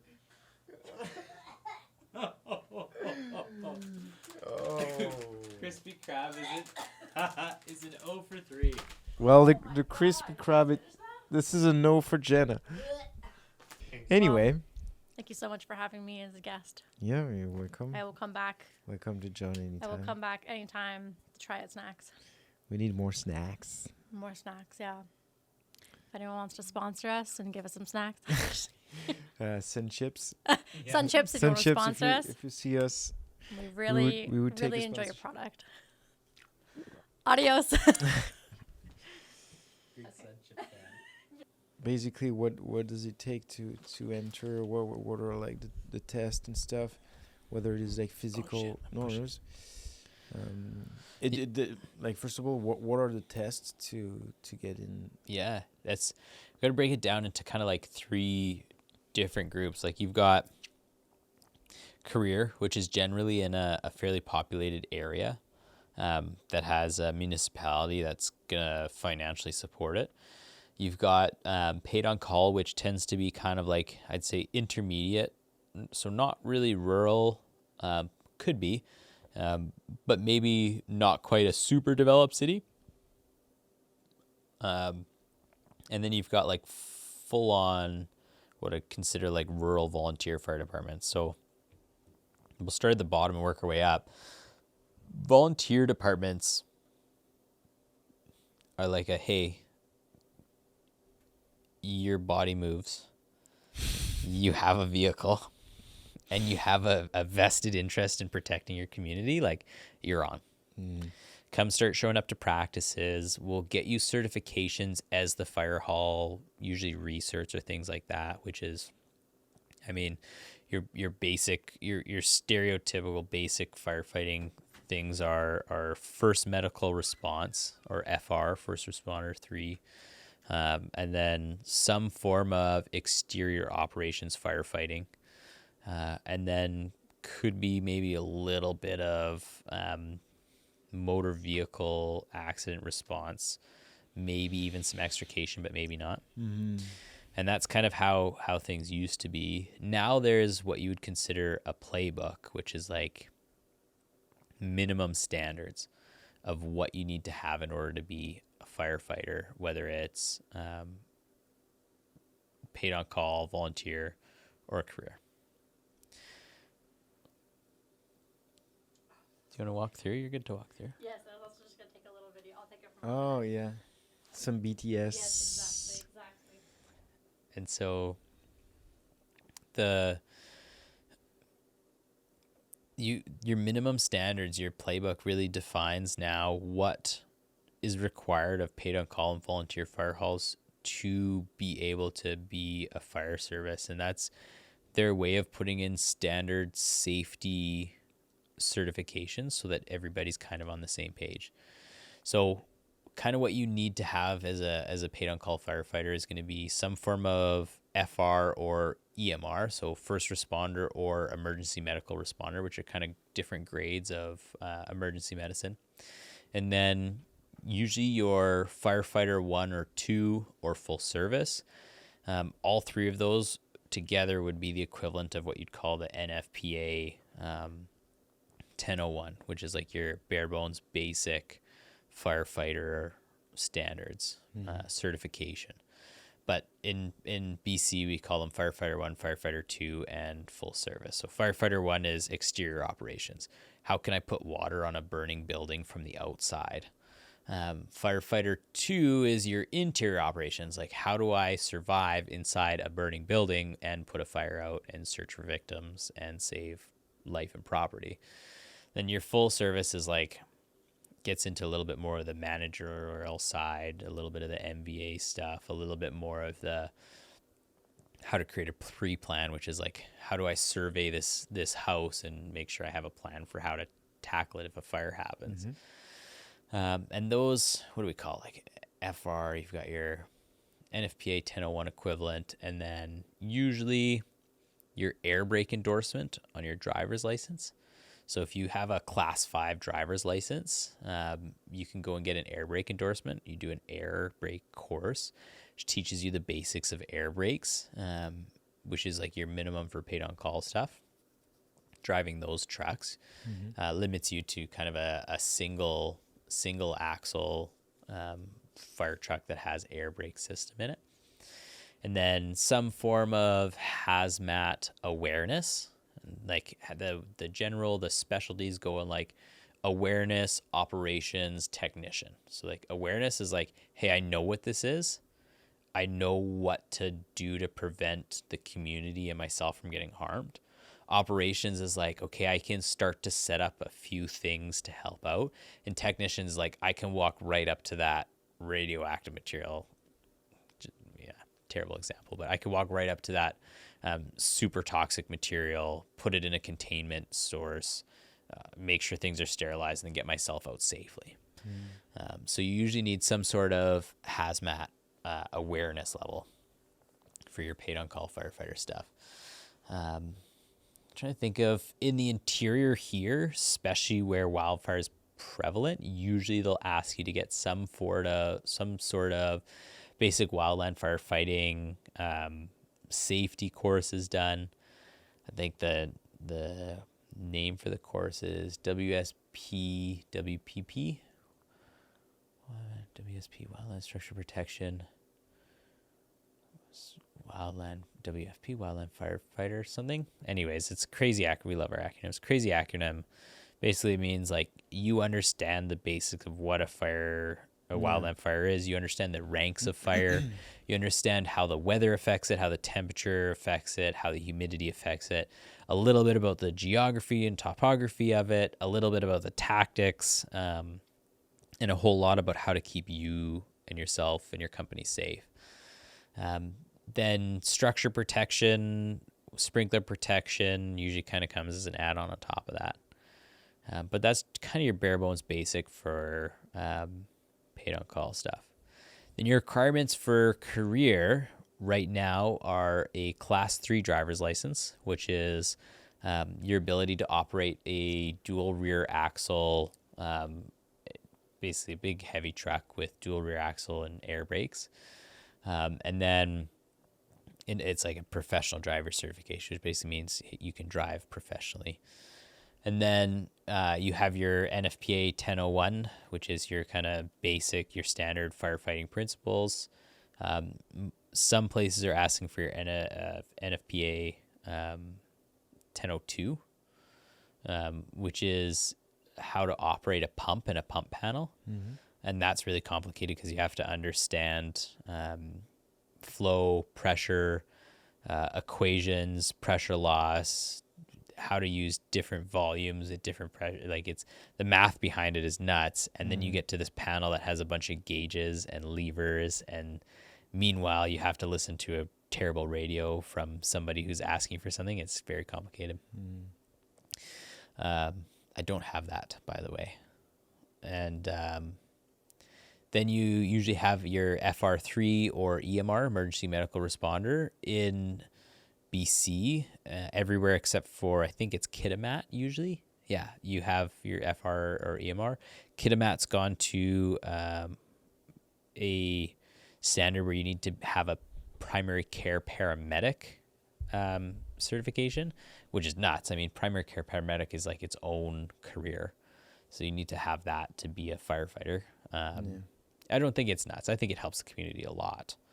I think it's just really tough to ask people to basically train for 2 careers to get one. And then what else do you have on top of that?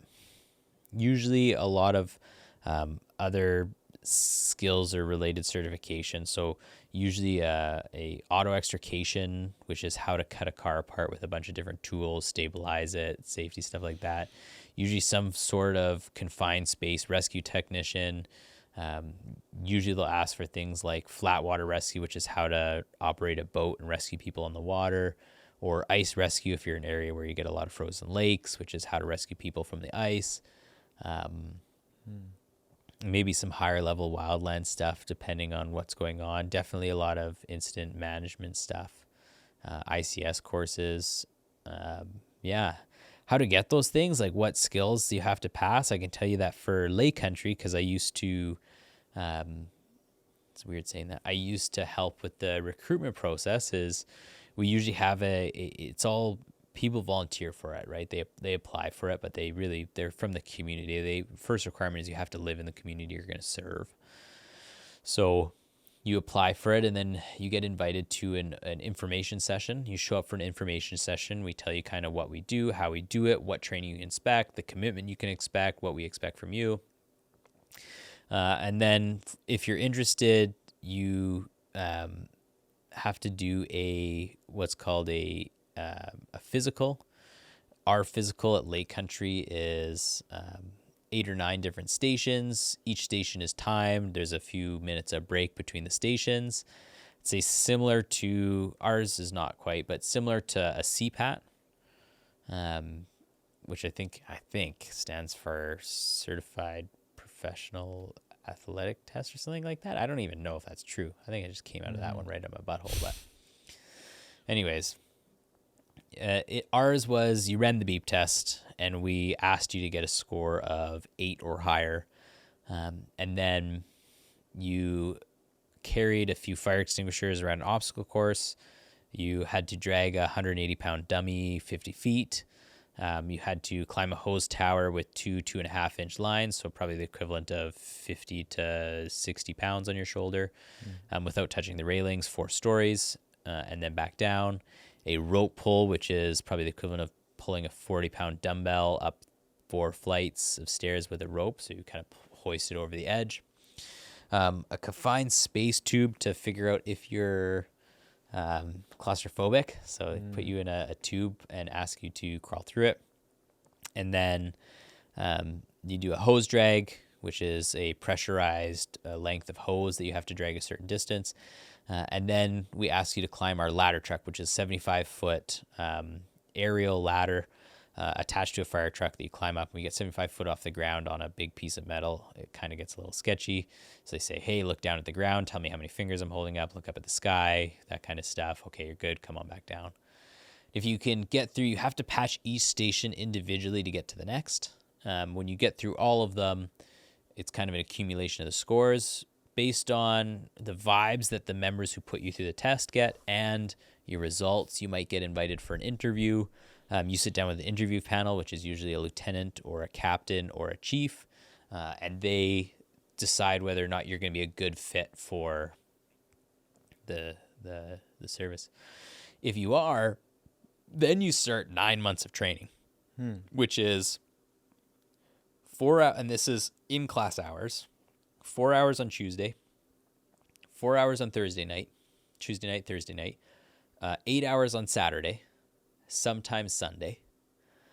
And on top of that, you get a textbook this thick that you have to read and tests that you have to do to perform.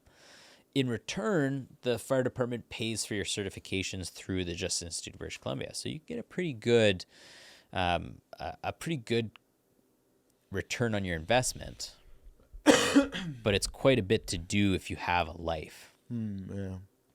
So Yeah, it sounds like a good amount of hours. yeah, and then past that point, like if you're going through things and you graduate, you become a recruit and you get to respond to calls, you get to do stuff. If you put in time and effort and energy and you're the type of people that they look for, then opportunities will present themselves in further course advancement. You can go and take your structure protection courses. You can go and take your sprinkler protection courses. You can specialize in flat water, in ice rescue, in auto extrication, in hazmat, in yada, yada, yada, yada. To pass the career side of things, it's really competitive. It's really competitive to get in, especially if you're in kind of some of the areas that are a little bit more populated, because they get 300 to 400 applicants every time they're looking for 10 or 15 people.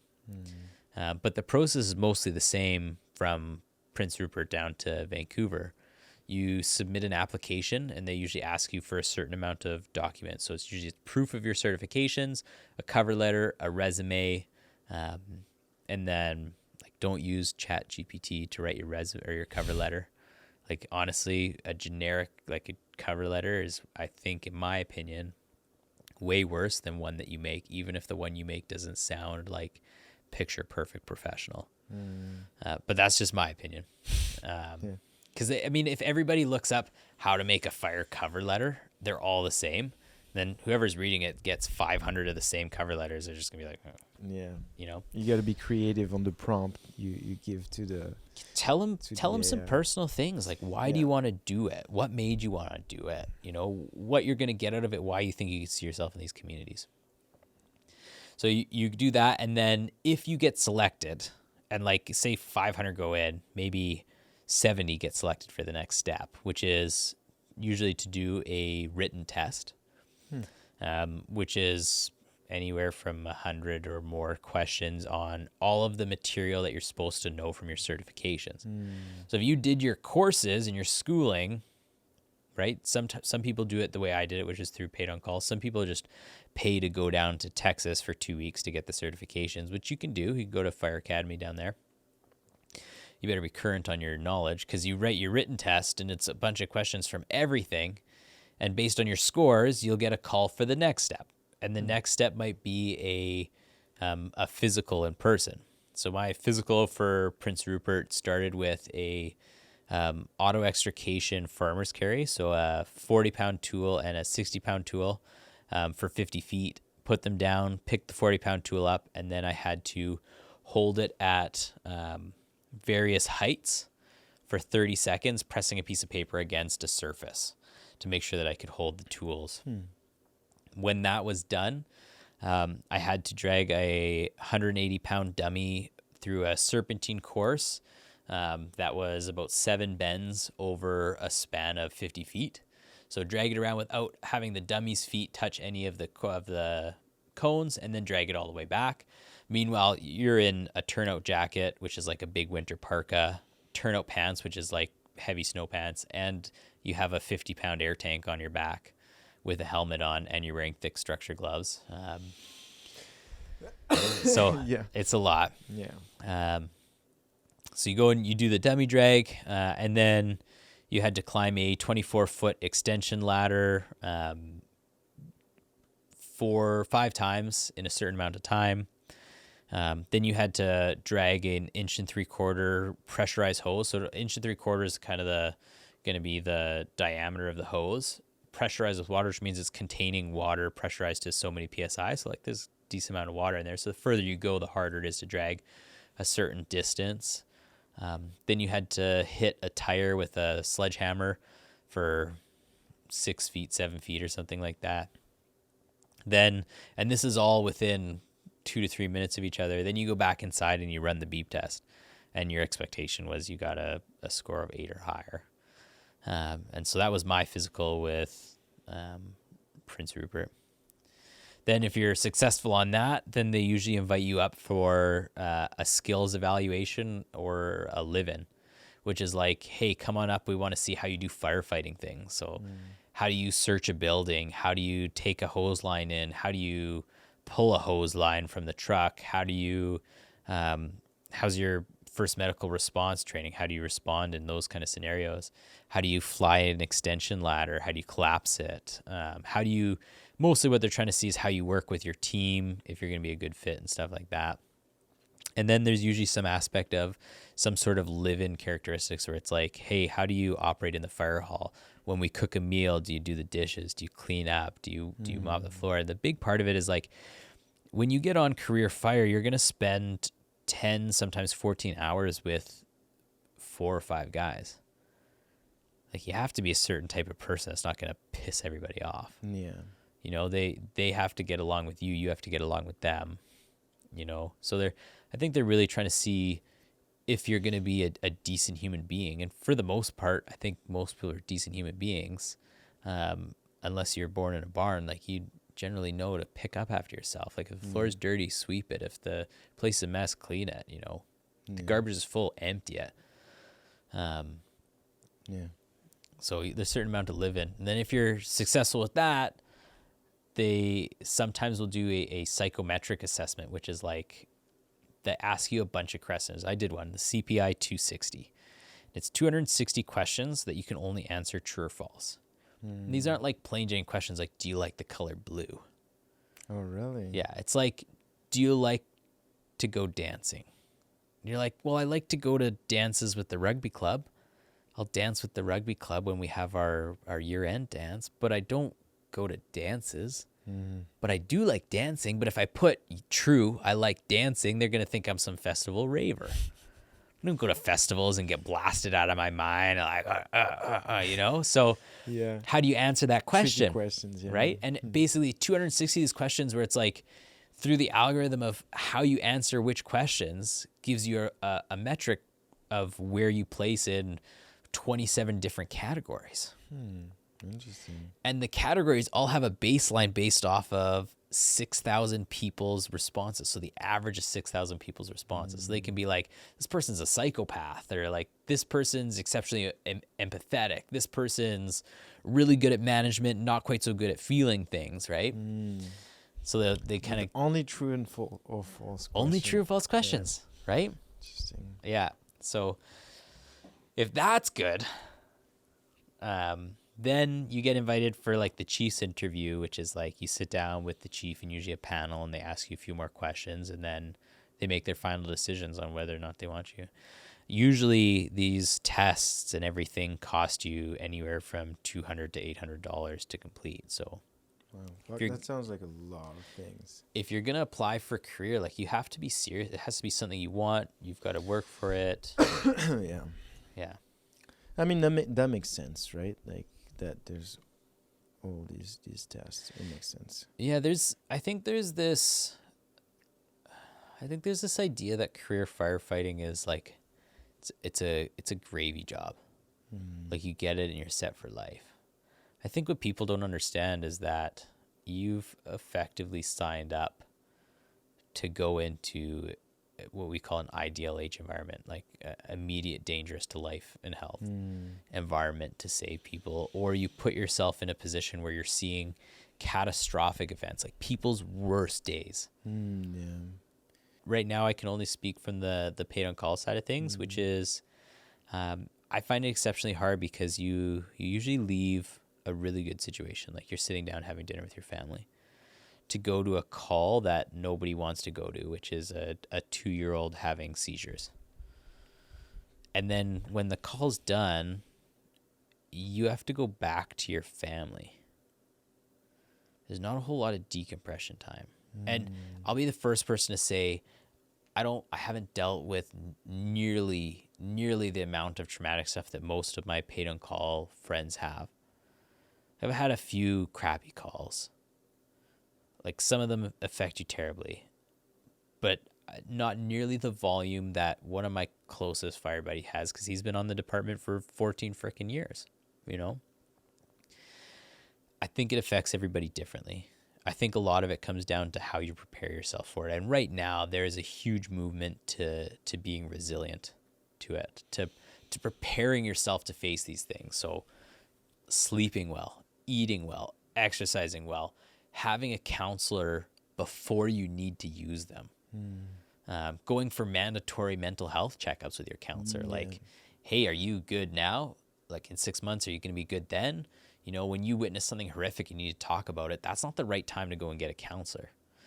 Yeah, the mental health aspect, because Yeah. consistently confronted to It's intense situation like that. there's things, and everybody's different, right? Like, my worst call would be a lot different from my buddy who's been on the hall for 14 years. You know, like, something that would put me in shambles, he might not have an issue with. Something that puts him in shambles, I might not have an issue with. Yeah, for sure. You know, but going to these critical responses, when you're paid on call, is tough, because you're usually doing something and then you go do this and then you got to go back to whatever you're doing.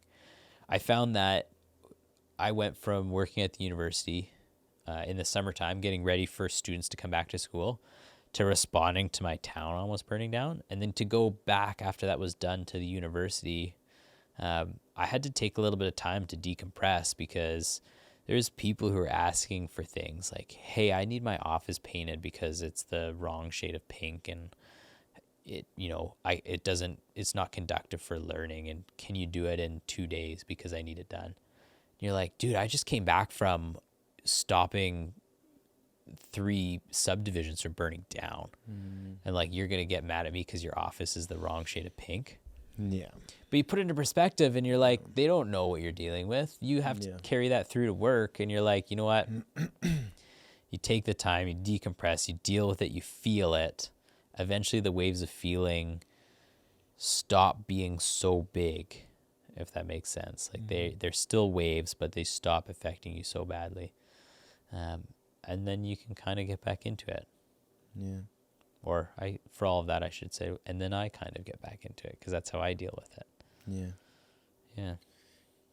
But I mean, it's all about managing it, right? Like, the fire departments come a long way in terms of how they deal with these things.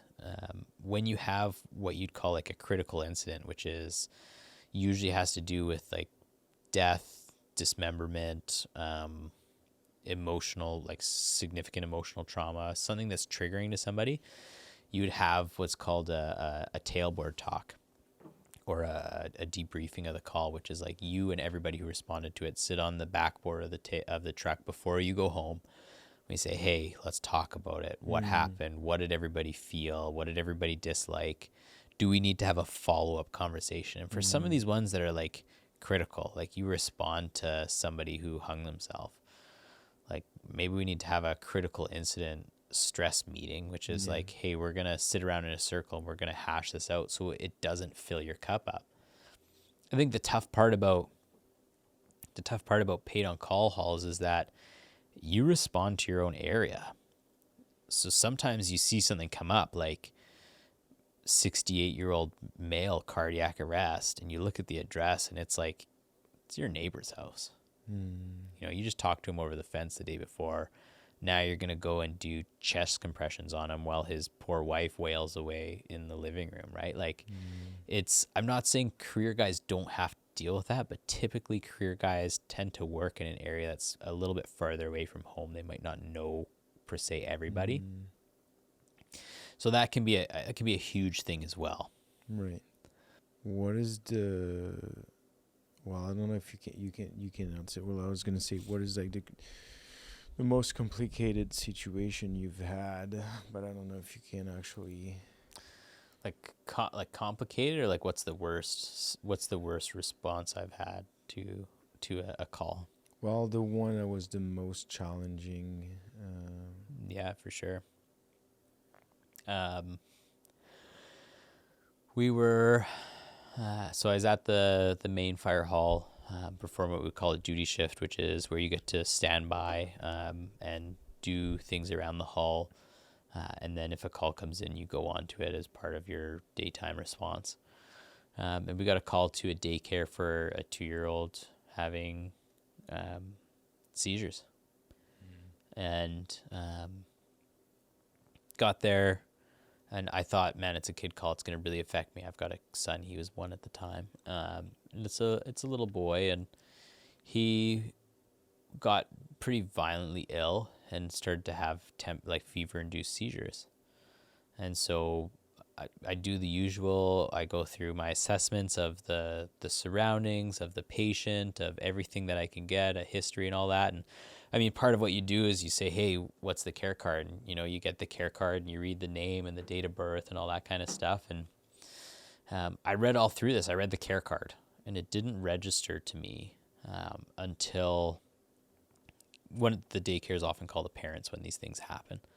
So they called the parent. It didn't register to me that the patient that I was taking care of was the son of one of my recruits. So this is a gentleman that I had spent Tuesday nights, Thursday nights, Saturdays with, helping train, getting to know personally, like having him over for dinner or going out for a beer. It wasn't until the one of the daycare ladies says, oh, the dad's here, and this gentleman walks in, and it all falls into place. The last name on the care card's his last name. You know, it's another. So it's a dad. Like, it's not only a dad, it's a guy that I know. Like, coming in, dude probably drove a mile a minute to get there for his son, because his son was had to have all this attention. And you're like, oh my God. I had to take a step back from that one. I had to talk to my lieutenant, and I was pretty close to saying, hey, you got to pull me off of this one because I'm too attached to it. You know, luckily the child did really well. The dad was very calm, cool, and collected. He has previous fire experience. He's a really awesome guy. And so everybody ended up being okay. But it wasn't until I had that like emotional connection with the dad where it really hit. And it was just like probably the toughest, the most stressful situation I've been in, where it was like going good. And then that moment where your heart just stops and you're like, ah. Yeah. Was it because you knew the guy, or because it was a situation you could identify yourself to? I think because my guess would be that I was doing an all right job of keeping myself separate from the situation until I realized I knew the guy. And then like that barrier that I put up between here's a 2-year-old boy going through an issue, those barriers, like that level of empathy and realization just tidal waved right over top of the barriers I'd put up to protect myself in that situation. So something that would have normally been troublesome to me, I'd stopped, and then a bigger power came in and was like, yeah, nah, you're going to feel this. You're going to feel this right now. Really intense. Yeah. And like the good news is that, I mean, the kid was doing awesome by the time the dad showed up. Like his temperature had come down. He was no longer seizing. Yeah. You know, he wasn't smiling. Nobody's happy at that point in time. He's scared, but, you know, yeah. Yeah. Now I'm doing something where the previous guest leaves a question for the next one. Ooh, I like it. Without knowing. So I'm going to now ask you as a kind of like a final question, this one, and then you're going to tell me a question for the next one. Yeah. So the last question was actually Bunny. Yeah. That was my last guess. And the question was... special place in my heart for those guys. What drives your passion? And I kind of want to like maybe turn this question like toward this, since like you're going into fire career. Like what drives this path to you?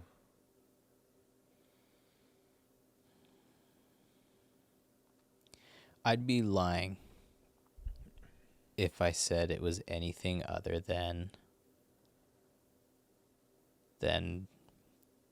the thrill of responding and the sense of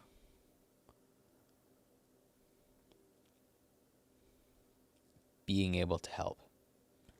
Like it's a 2-part, and for me they're deeply intertwined. One, it's exciting. It's exciting as all hell.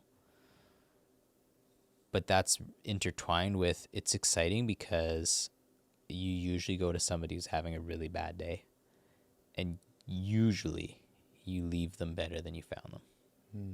Interesting. My dad always told me a man's greatness can be measured in his willingness to be kind. And that's something I've lived with for a long time, in that it's something I'd like to carry on forward for this passion of like, if you can show a lot of kindness to people in some pretty bad situations, it goes a long way, even if you can't help them. Even if you can't change them circumstances or that, you can show them kindness, and that tends to help. I think that's what drives my passion is the excitement to respond and help, to help them. It's always been a community thing for me. When I started in Sasamat down on the coast, it was a community of people who brought me in that I shared a lot of things with, and I wanted to give back. In Lake Country, it was the same thing. It was an area of my life that I'd spent summers vacationing. My uncle was on the fire department before I was. You know, we had situations happen, and he knew how to deal with it, and like the people were much better off because of it. And I was like, that's really cool. I want to do that. And I look forward to carrying that passion into what I do with Prince Rupert Fire. It's gonna be tough to keep up to the level that those guys have up there, though. I sat around the table with those guys, and those guys are all in for that city. But that's exciting. To join those guys because you feel it the same. So nice. Yeah. That was a solid answer. Thanks. No, that was really good. Thank you very much. Thanks for having me on. That was really good. It went like all over the place. Hey, that's good. I had a good time. Yeah. Thanks for having me on. You're welcome. All right, guys. It is 11:15, and that is a wrap. Boom.